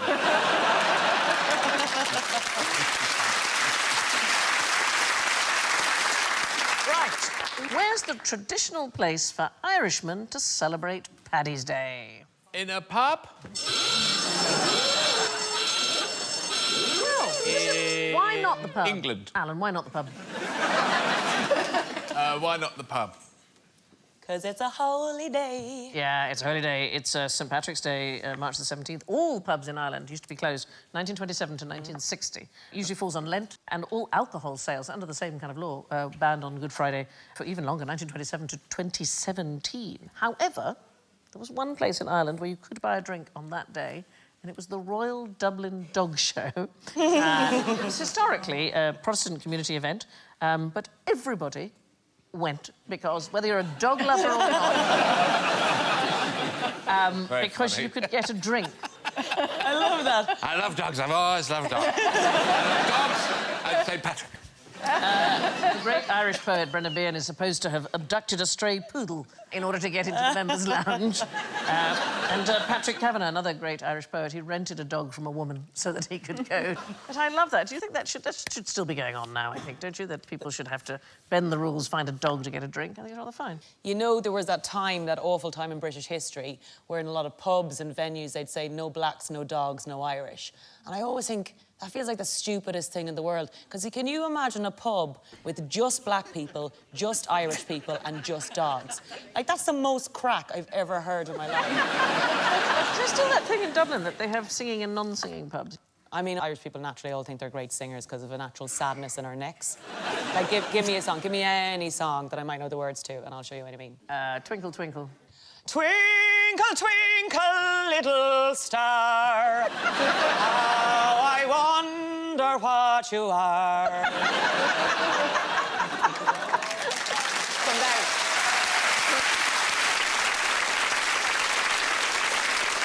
The Danes would just be sitting in the corner crying, going, she's absolutely right. Which brings us to the messy matter of the scores. In first place, emerging completely unsoiled, with 5 points, it's Sally! In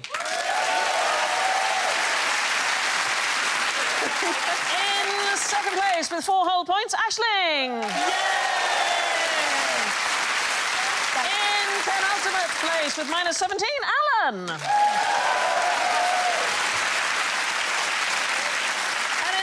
Place, for Pete's sake, with minus 27, Sindhu!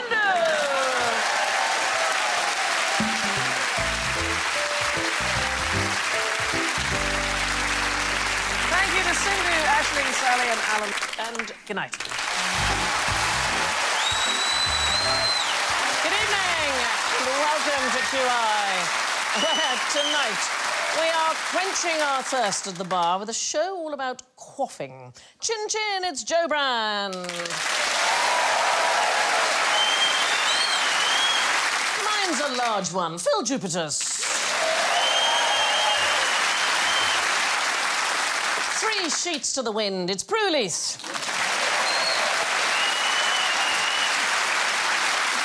And would you mind stepping out of the vehicle, please, sir? It's Alan Davis.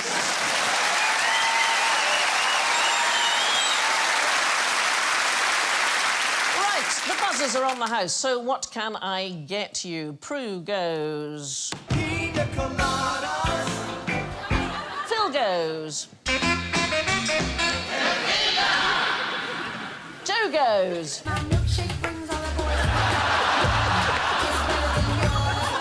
And Alan goes. I am the cider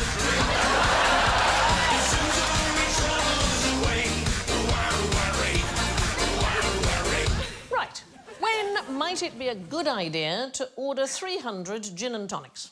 Tuesday. It's a bit late in the week, frankly, to be doing it. Let's think it through. What is in gin and tonic? Quinine. Quinine is in. And why might you want quinine? Isn't it good for stopping mosquitoes biting you? No, it doesn't stop mosquitoes biting you, but it used to be a treatment for... Malaria? For malaria, yeah. So the problem is that today's tonic contains very little. So in order for it to be effective, you would really have to drink 300 gin and tonics every single day. I accept that prescription. I mean, don't try it, because too much quinine is unbelievably bad for you. You can get abnormal heart rhythms, you can get double vision. I think that's the gin, actually, if I'm honest with you. Like I haven't got an abnormal heart rhythm already. Seriously, it's like a jazz band.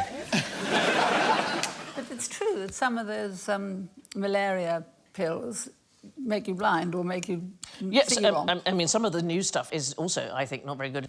I've known people to have what can only be described as a psychotic reaction, usually while sharing a tent with me, which is not fun. I went to Bolivia and had to take them, and you have mad dreams. Yeah, crazy dreams. No. Oh, wow, it was great. I bought a load.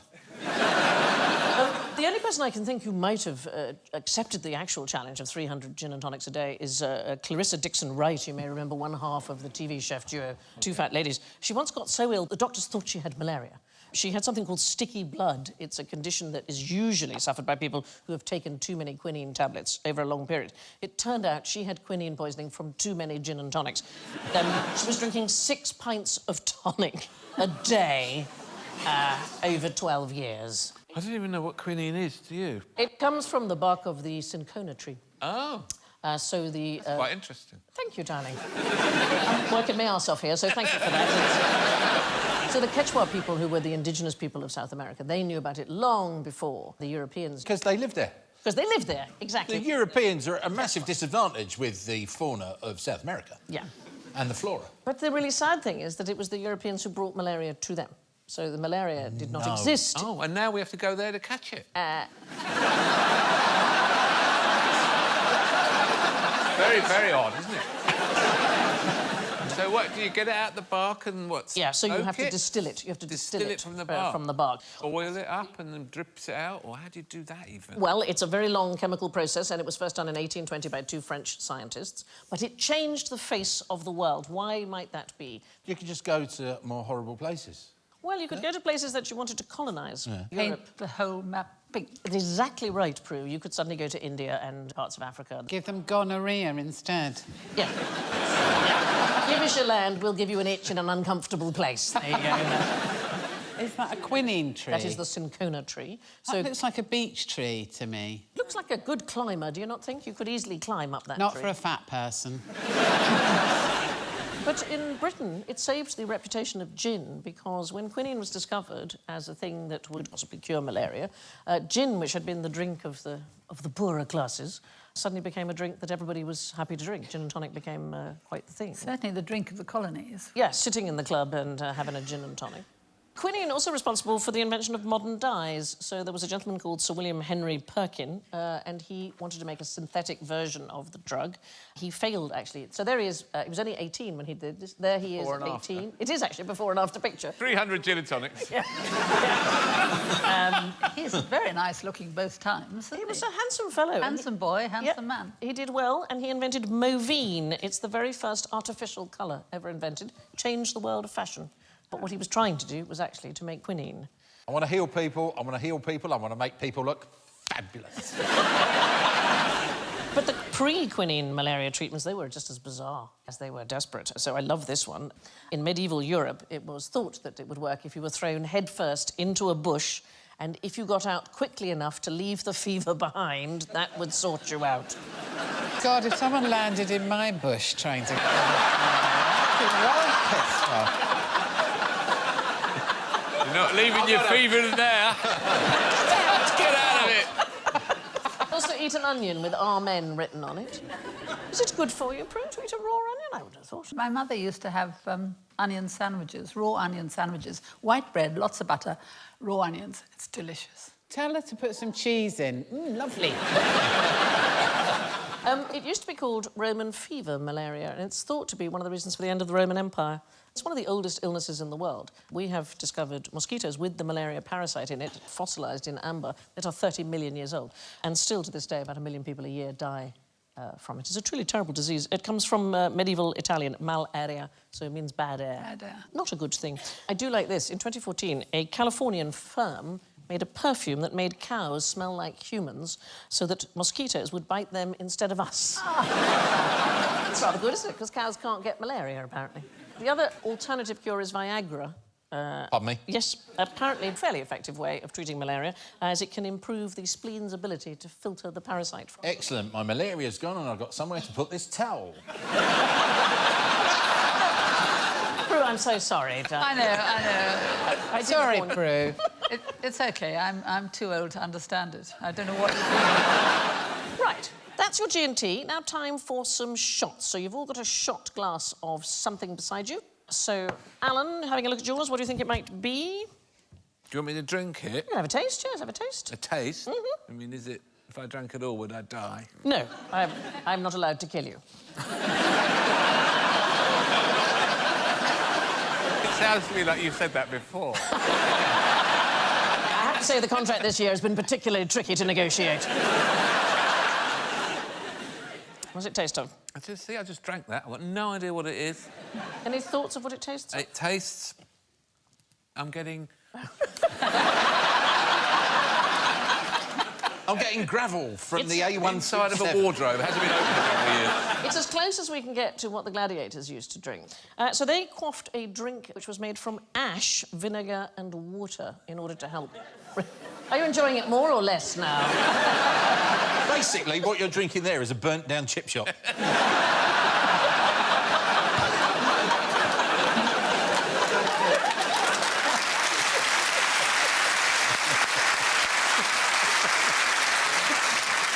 So, getting Savaloys.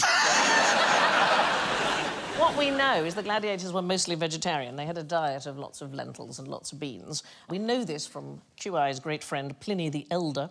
I have to say, things he wrote, we have to take them with a little bit of a pinch of salt, because he also said drinking bull's blood cures snake bites and turnips provoke lust.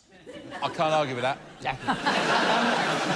These are kind of early energy drinks. And the nearest we can find to the kind of ash thing is activated charcoal shots. And people do drink them now, and adherents say it's fantastic for, I don't know, hangovers, increasing your energy. I have to warn you that it can cause constipation and make your poo black.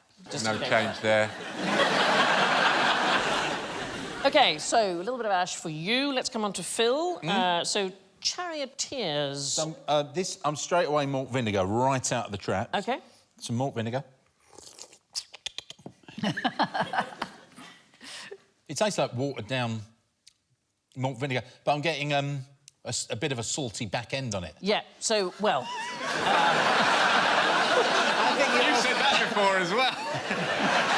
Had we been able to do this properly, a salty back end is exactly what's missing, because what they drank was indeed vinegar, which had been watered down, but it also had dung in it, which would be your salted down back end right there. So what is in this is just posca, which is vinegar and water. It would have lots of good calories in it. It would have been a perfectly healthy thing, good for your gut and so on.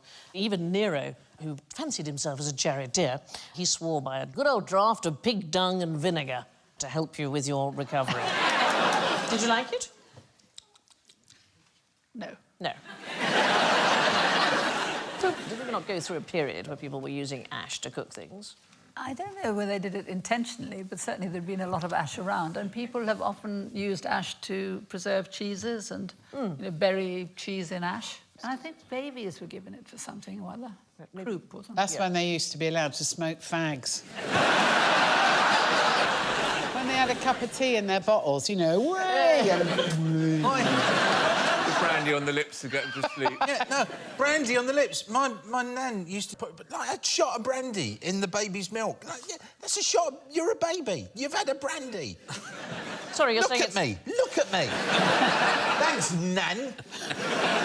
She just wanted you to shut up and go to sleep. Quite right. Right, Joe, let's have a go with you. Looks like liquid hopelessness to me. Do you like it? It tastes like ginger beer. It is just ginger, my darling. It's a stimulant. Ginger, wherever it's been available, has been used, has it not, as a medicine. As a medicine. Here's the thing. If you drank that, how would you feel about drinking from a toilet bowl? Love it. Well, one of the weirdest things about drinking ginger is apparently it suppresses feelings of disgust. So they did a study in 2019 in the Journal of the American Psychological Association. Maybe I'll have sex with my husband tonight.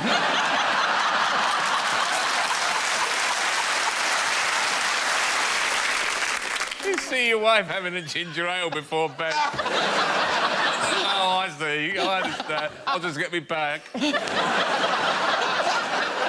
So mildly disgusting things like snot in a napkin or something, you would feel... Yeah, Have that on some toast. If you have that, if you have the ginger first, apparently you don't feel as disgusted. Somehow the ginger suppresses the disgust. I quite like the concept of snot on a napkin, though. That sounds like an upmarket restaurant. It's like a cocktail. And have a snot on the napkin. All right, Prue, let's have a go. You better have a ginger ale first. What can you smell? To give it a sniff to see that professional. Oh, yes. I have no idea what this is, but I have drunk it before.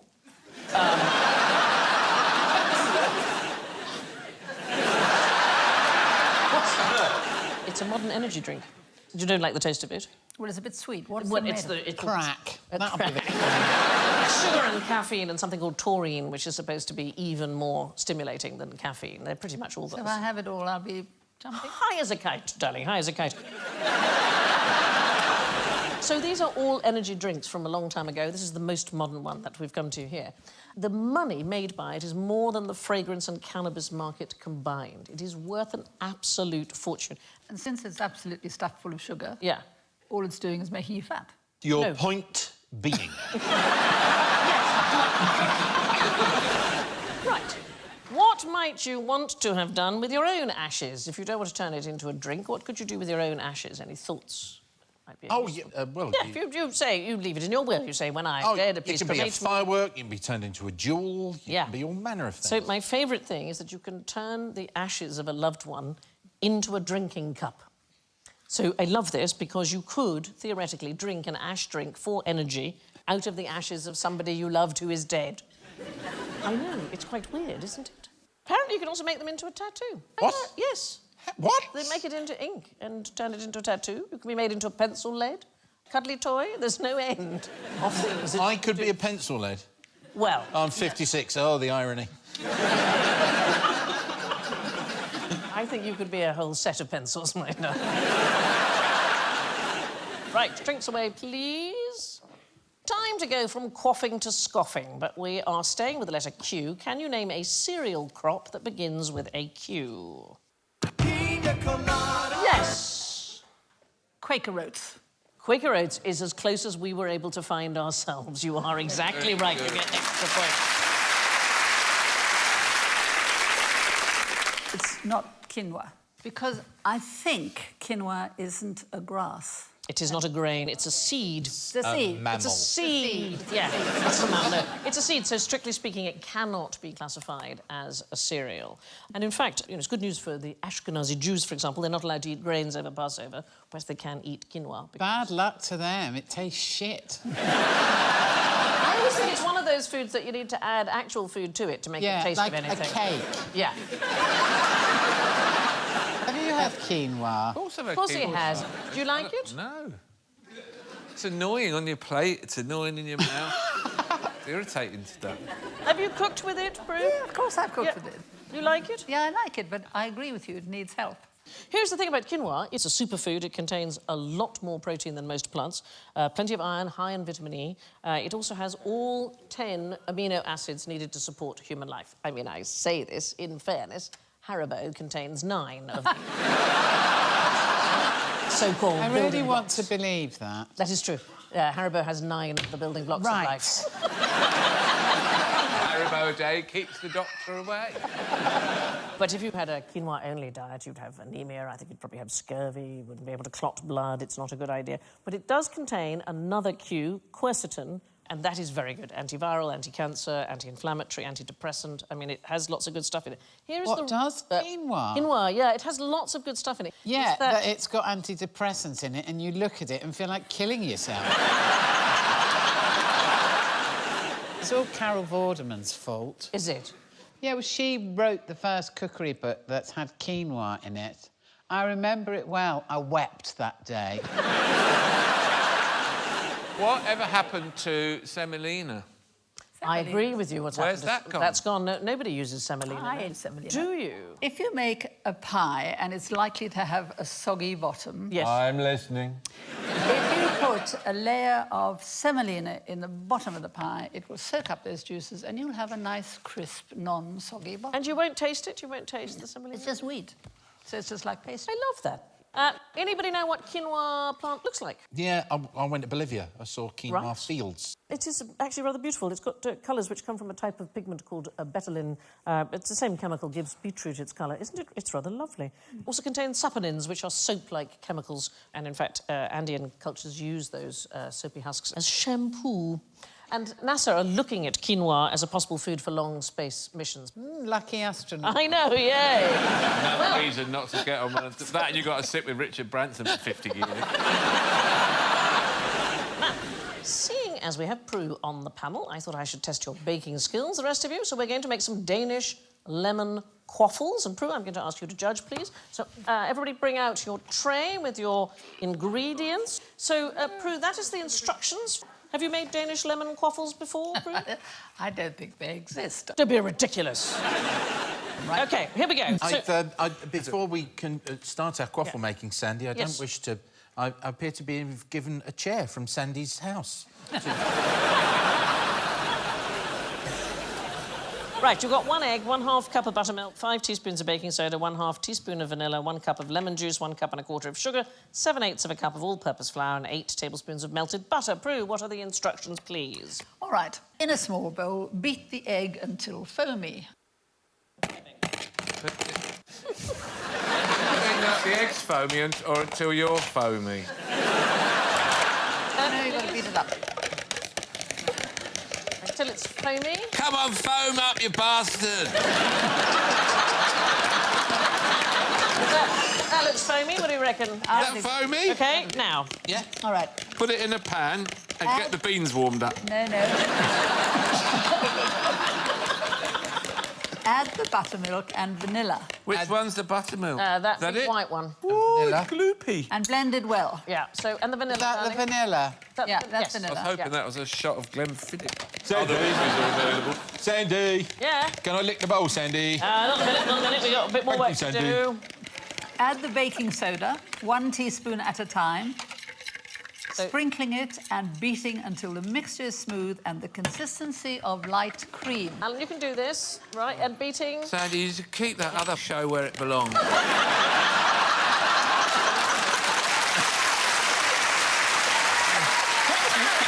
There's your teaspoon. Let me help you. There we go, sprinkling it in. How much baking soda? The whole lot? All of it. Let's get... OK. That's Thankfully, cheeky. there's some skills I had as a young man that are becoming useful. OK. I work in a baker's... Listen. Right. Now, egg. Have I got a ball of it? No. One at a time. Get it in there. Oh, darling, it'll take forever. Let me come and Go help faster. you. What? 1 teaspoon at a time. Where's Don't the rush. teaspoon? It's there. It's All right, there. don't shout at me. Don't leak. Oh. There we go. When's the lemon and the sugar Don't going? worry, we're still doing it. We're doing it. OK. Assisted by Sandy. OK. All right. This is pretty good. Yeah, now what? I used All to right. charge a £5 for this. Now,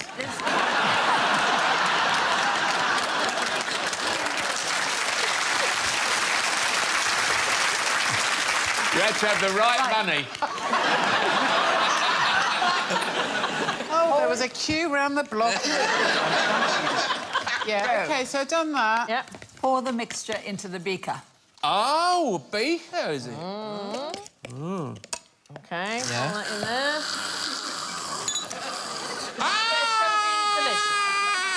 It's going to be... I don't want to go in the beaker! Go in the beaker!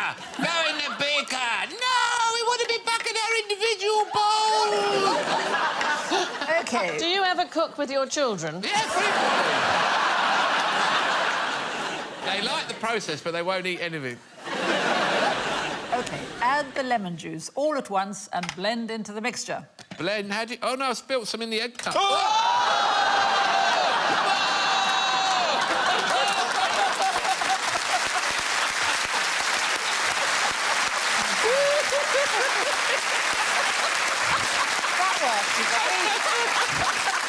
That was great. That was fab, That was wasn't really it? good. It was fab. Oh. Is that real food? No, darling. This is bullshit!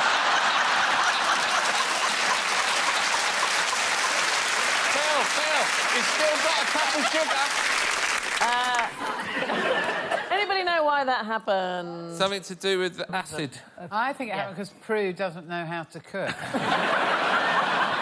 So the lemon juice is acid and it mixes with baking powder, which is a carbonate, and that is what happens. How do you make a lemon cake? Is then? it by... Baking soda. OK. So it forms CO2 and it foams up in that way. Especially if you put 5 teaspoons in it, which is about 4.5 more than you'd normally use. Yeah, we were rather determined that it should work. I think it did. Obviously, we invented Danish lemon quaffles because it begins with a Q.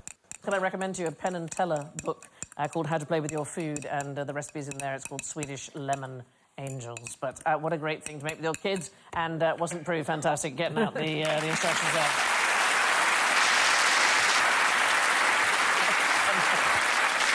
Baking on television. It'll never catch on. Now for a question on quips. Phil, how many jokes would you exchange for this person? Well, it's my child, so... I've got to be honest, it's a buyer's market. So this is your daughter, Emily. Yeah. And Emily is now one of the elves here. She works for us on QI. But we learnt this wonderful thing in between the 5th and the 2nd century BC in Athens. Comedians were known as parasitos. Literally means... We still are. Literally means parasites. Painkiller. So spongers. And they made a living by turning up at dinner parties uninvited, and they would exchange jokes for food. And they had their own joke books and kept them updated. That's why we're such brilliant comics. Look at the size of us. Exactly. 1 or 2 dinners. Yeah. So there was a parasitos called Soturio, and he kept a whole chest full of joke books at home, and he offered up 600 of his quips, his jokes, as a dowry for his daughter. So we thought, well, let's extend this and let's have your daughter as a hostage and see how many jokes you would exchange. So if you can make the audience laugh, I will release her. OK. A salesman knocks on the door of a house, and the door opens, and there's a 5-year-old child standing there with a cigar and a balloon of brandy. And the salesman looks at the little boy and goes, "Hello, little boy." He goes, "All right." He goes, "Are your mum and dad in?" And he goes, "Does it look like they are?"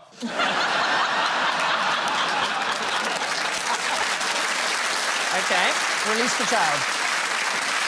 So the ancient Greeks had stand-up comedy nights, but a lot of the time only other comedians would attend. There was a group in...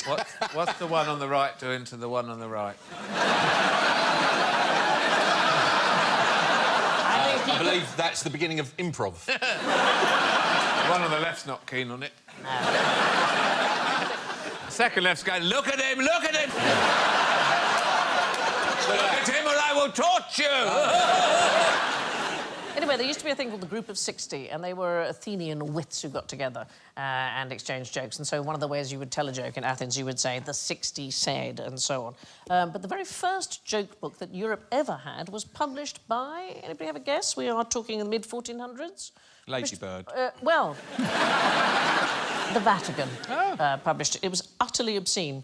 They had a sort of joke club called the Bugiali. It was literally a fib factory. There was a papal secretary called Poggio Bracciolini, and he kept a record of all these jokes. And he published it, 273 puns and jokes, mostly the usual stuff, farts, erections, obesity... Rubbish at reading, isn't he? Look at him. Yeah.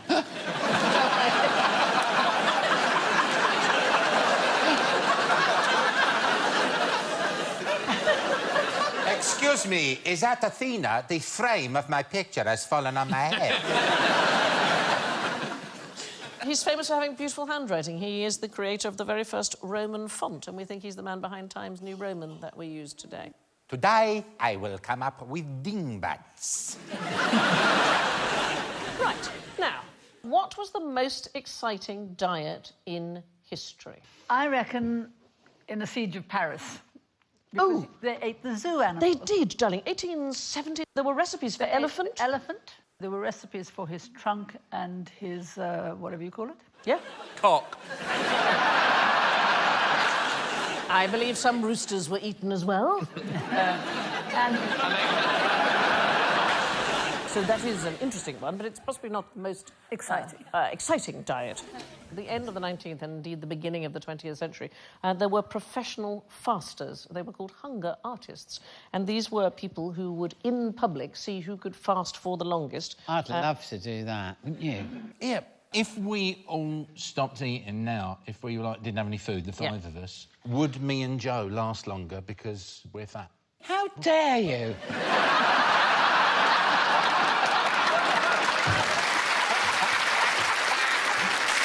I point out I'm much heavier than Joe. I'll slaughter her in a fasting competition. It's not a competition, but do are these reserves? Or is it... Yes, of course we would last longer. Do you? Yeah. Don't you think? I don't know that's necessarily true. I think it depends on your metabolism and your ability to survive. Yeah. So, how long do you think you would last? Because if you could last for a very long time, you could make thousands and thousands of pounds. A year. There was a guy called Giovanni Succi. He was paid more than £250,000 back in 1890. He lasted 40 days on the stage in London. And afterwards, he had missed eating so much, he went on to found Pringles. What we now reckon is... doesn't matter about your initial body weight. You probably last 8 to 12 weeks. OK. All of us would be about the same. But this fad, it started in 1880. There was a doctor called Henry Tanner, and he bet that he could live on water for 40 days, and he made an absolute fortune from people just coming to stare at him. There was a woman called Molly Flancher. She was also known as the Brooklyn Enigma, and she claimed she had psychic abilities due to starvation, and she was challenged to do it for 40 days with round-the-clock observation by doctors, but she said, the doctors are bound to be male, I'm not going to do it. Because, you know, modesty would prevent me from doing this. The truth is, on the whole, it was discovered people had been secretly eating. Anybody remember the last one in sort of in popular... Oh, it's David Blaine. David Blaine. The box. Yeah, he did 44 days in the box. I went to see him. Did you go and see him? When I went, it was quite late at night and people were throwing eggs at him, which I thought was rude. How long would you last without water, though? Not anywhere near as long. I mean, you must have 3 some... days. So, yeah, you must have some hydration of some kind. There's a rule of 3. You can survive 3 hours without shelter, you can survive 3 days without water, and 3 weeks without food is the sort of rule of 3. What was the first one? You can survive 3 hours without shelter. There's cricket matches longer than that. I mean, the one that is extraordinary is the breatharian diet. Does anybody know what the breatharian diet is? Is it breathing air? Just that. Literally just that. There's this thing, prana, which you're supposed to live on. It's a Sanskrit word, and it translates as life air or life force. Have you met a breatharian? I haven't. I presume they're the only people... I presume they're all dead. They claim to live purely off light and air. I would guess they're the only people who can bore vegans at dinner parties.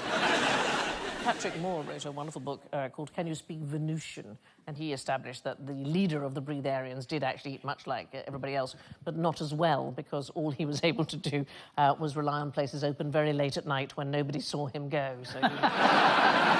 not eating a good diet. Definitely don't try it at home. That's the garage, isn't it? So that's basically pork pies and quavers, isn't it? Yeah. What's the least amount of food anything can survive on? Any human? No, anything. A living being. 2% of your body weight or something? 2% of your body weight? I mean, we need at least 1,200 calories, don't we, the human beings? Only 1,200? That's 3 muffins. A team from the University of Southern California has recently discovered microbes that genuinely seem to survive on almost nothing. This is an astonishing story. So, the sediments of the Pacific Ocean, they have been found living there, and based on how much oxygen has depleted over the ages, researchers propose that they may have been alive for 75 million years. They've certainly been alive for an extraordinarily long period of time. They don't do anything apart from really, really slowly metabolizing really, really small amounts of food. What is extraordinary, so say they've been alive for 75 million years, that time, if they can understand time, will have passed really quickly for them, because an animal's ability to perceive time is linked to the speed of its metabolism. So imagine you've got a very fast metabolism. It sends signals to your brain much more quickly. So a fly has very, very fast metabolism. So signals go to the brain incredibly quickly. So a newspaper coming at it seems to move rather slowly, and that means that the fly can get away much more quickly. You never can swat them. You've got a couple of 75-million-year-old microbes at the bottom of the Pacific going, where have the dinosaurs gone? Yeah. It is that. They were here 10 minutes ago. Oh, so are they not going, well, he's evolved? She's evolved. They all evolved. He's gone on land now. Oh. That one. Here we are, still at the starting gate. What's going wrong with us? Do you remember that comet? Which one? What about that asteroid? That was a bang, Oh, wasn't it? it's pretty good. Anyway, 75 million. Isn't that astonishing? Yeah, brilliant. 75. Now, what would newlyweds do with these? That's got to be a love apple of some sort. It's certainly associated with love. We're in the letter Q, so it's a fruit beginning It's a with quince. Q. It is a quince. From ancient Greek times, right up to the present day, been associated with love and marriage. And in fact, in the 6th century BC, the Athenian lawmaker Solon decreed that during the wedding, every bride and bridegroom shall be shut into a chamber and eat a quince together. You don't like them, Prue? You've got a Darling, look face. raw quinces are disgusting. I've had quince jelly, which is Yeah, quince jelly is delicious. It's stuffed full of sugar and it's cooked for a very long time and it's lovely. But very unkind to make them eat. They must have been desperate to get on with matters. I mean, certainly in terms of British food, until the 19th century, all fruit was cooked. It was regarded as very bad for your system to eat anything that was raw. The ancient Greeks have a story that quince trees sprung up wherever Aphrodite, the goddess of love, had a wee. walked. Her father, Uranus, was castrated by his son, Cronus, and the genitals, Uranus' genitals, were thrown into the sea, and the foam created by the genitals, out of that rose Aphrodite. And in fact, if you look at the Wikipedia page on Aphrodite, her parents are listed as Uranus' severed genitals, which is... Anybody think of a famous poem with quince in it? Oh, they dined on mince and slices of quince, ate up with a runcible spoon by Snoop Dogg. Anybody know what a runcible spoon is? A spoon formerly owned by the Archbishop of Canterbury. No, it's not anything he made it up. It just fitted in the poem. But up until the 16th century, quince was considered to be an aphrodisiac. It really has had this tremendous reputation, and now really not popular at all, is it? In fact, quite difficult to get hold of, I think. If you have a tree, it produces so many of them you don't know what to do with it. But they are wonderful because they make everything set. If you want apple pie to have that sort of nice jelly bottom, and if you want to make any jam set, shove some quince in. Yeah, that and medlar fruit, which was the other fruit that was very popular, particularly in medieval times. You know what the name for medlar is, the Victorian name? Dog's ass. Oh, is that right? If you look at the end of a medlar, guess what it looks like? Does it look like just like a Dog's ass. There's one street in London called Medlar Street where there are still some medlar trees, but I don't think anybody picks the fruit because people don't know what to do with it. I would have preferred Dog's Arse Street, wouldn't you? Anyway, I think generally people should pay more attention to quinces. Now for a question that may make you feel a little queasy. Where can you find the world's most disgusting food? What I think so interesting about that is that it depends where you are. You're right, it is entirely to do with cultural context, but there is actually a disgusting food museum. It is in Sweden, it is in Malmö. So what they have said, the rules for the food that is allowed to be in the Disgusting Food Museum, they have to be considered disgusting by some people somewhere in the world. They have to be genuinely eaten by some people somewhere in the world as a choice, OK, so not through necessity, and they mustn't be a foodstuff that has been created just for tourists. So, for example, they have bull testicles, which in the United States are eaten as prairie oysters or Rocky Mountain oysters. Those are the testicles, in case you ever, like me, had never seen them before. Mongolian Mary, which is a sheep's eye in tomato juice, which is regarded as a hangover cure in Mongolia. That is a bull's penis there. And penis, very popular in drinks. It takes 3 penises to make Chinese 3-penis wine. You need a... I know. It's well named. Wait, what now? Yeah. You need a seal, a deer and a dog. Could I have a last glass of triple dick, please, mate?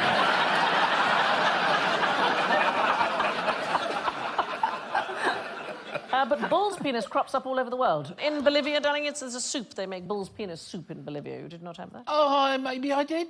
Most commonly eaten by pet dogs as a chewy treat. The bull's... just say. They don't have any food in the Disgusting Food Museum that involves any animal cruelty, so they talk about pate, but they don't show you. All the penises have been donated. Yes. Here's the thing that I like about it. There's a huge number of people who visited the museum, and they report a drastic reduction in meat consumption after they've been to the museum. And vomiting has been a slight issue. Rather cleverly, though, all tickets to the museum are printed on a sick bag. Disgust is it's a universal evolutionary function. We need it in order to avoid disease and unsafe food and so on. But what we find disgusting is not. It's interesting. I think we're all going to end up eating lots of insects. Yes. Because they're very nutritious. Before the knife is out. They're delicious. I don't know why we don't eat more rabbit in this country. They're delicious. Yeah. No, right, wait, no, I've been on this show. I've had this before. It kills you. What rabbit? Too much rabbit. I remember when the big man with a... when he was on. Well, there was an episode when something and he went, oh, it'll kill you, Ma. Yes, if you only eat rabbit, it might kill you. Yeah. I was suggesting the odd meal. Right, now it's time for the round that's guaranteed to make Alan's stomach turn. General ignorance. Fingers on buzzers, please. What is the most expensive liquid on Earth? It's probably a wine. Oh, Yeah, anybody else? Elvis's bathwater. There's someone doing little vials of beef. No. Yeah. Really? Go online, have a look. And people are buying Little it. vials of bathwater. Yeah, because when he died, everybody went, oh, I know, save the bathwater. Yeah, exactly, yeah. I thought he died on the toilet. Yeah, that's much cheaper, that water.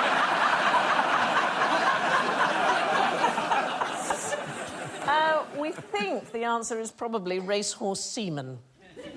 There is an internet factoid that says scorpion venom is the most expensive liquid on Earth. It is 30 million pounds per gallon. But here's the thing about scientists. They've worked out a new way of breeding and milking scorpions. It's brought the price right down. Oh, yes. Oh, they've ruined the market's craft. I know. You can now get a gallon of scorpion venom for a mere £70,000. Now, come on, Daisy, put your stinger in the milker. A gallon is a lot. It is a lot. You can get a gallon of LSD for £123,000. It's on off Waitrose. Chanel number 5, £20,000 per gallon. Printer ink, £2,000 per gallon.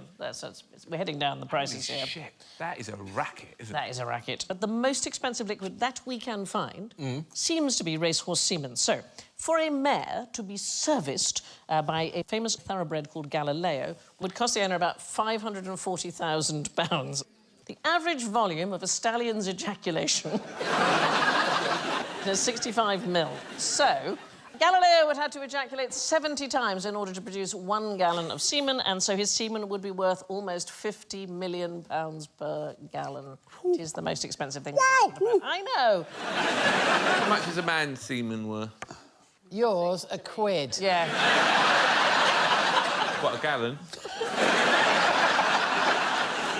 In Poundland. Horse semen is much more expensive than printer ink, but even if it was cheaper, it would probably cause some kind of paper jam. Now, what is traditional marmalade made from? Quinces? Oranges.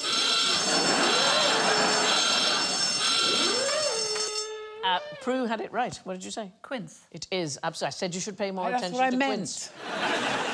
Have you ever made quince marmalade? I have. Yeah. It makes very good marmalade. Yeah. So, etymologically speaking, marmalade should be made from quince. Anybody know where we get the word marmalade from? Well, the myth is it's Marie Malade, isn't it? Yeah. Mary Queen of Scots. That Mary Queen of Scots supposedly ate it when she was sick, and it was the French, she is sick, and so they made the marmalade. It's absolute nonsense. It comes from an old word for quince. It's Portuguese marmelo, and it just means quince, that's all. I told you we should pay more attention to quinces. I said this earlier, nobody was listening. Well, I refuse. Joe, why might you not want to be a marmalade madam? I don't like fruit. What do you reckon, marmalade madam? You run a brothel and you Yes. get paid in jam for your hookers. Well, you don't run the brothel, you are a prostitute. It was a 17th, 18th century. You have to make them toast afterwards. Remember I said quince was an aphrodisiac? Oh, yeah? Yeah, so it was still believed that it was an aphrodisiac, and the young ladies of the night were known as marmalade madam. I used to live next to a madam of a brothel. She used to tell me which newsreaders used to come in. They're not telling you, oh, yeah. Did one of them, just before he finished, go, and finally? No. This just in. And now showers. Oh, my God, I'm joining in. Which brings us to the belly of the beast, the scores. Let's have a quick... Oh, this is very good. In first place, absolutely marmalising the competition with 6 points, it's Phil. Not a real quiz. This is not a real quiz. In second place with 2 points, it's Alan.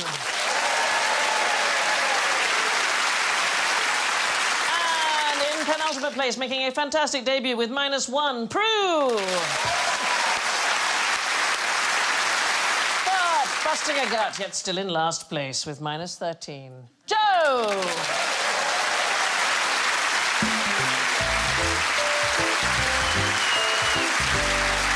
My thanks to Prue, Phil, Joe and Alan. And it's time, ladies and gentlemen, please, with this quaffing quotation from Terry Pratchett.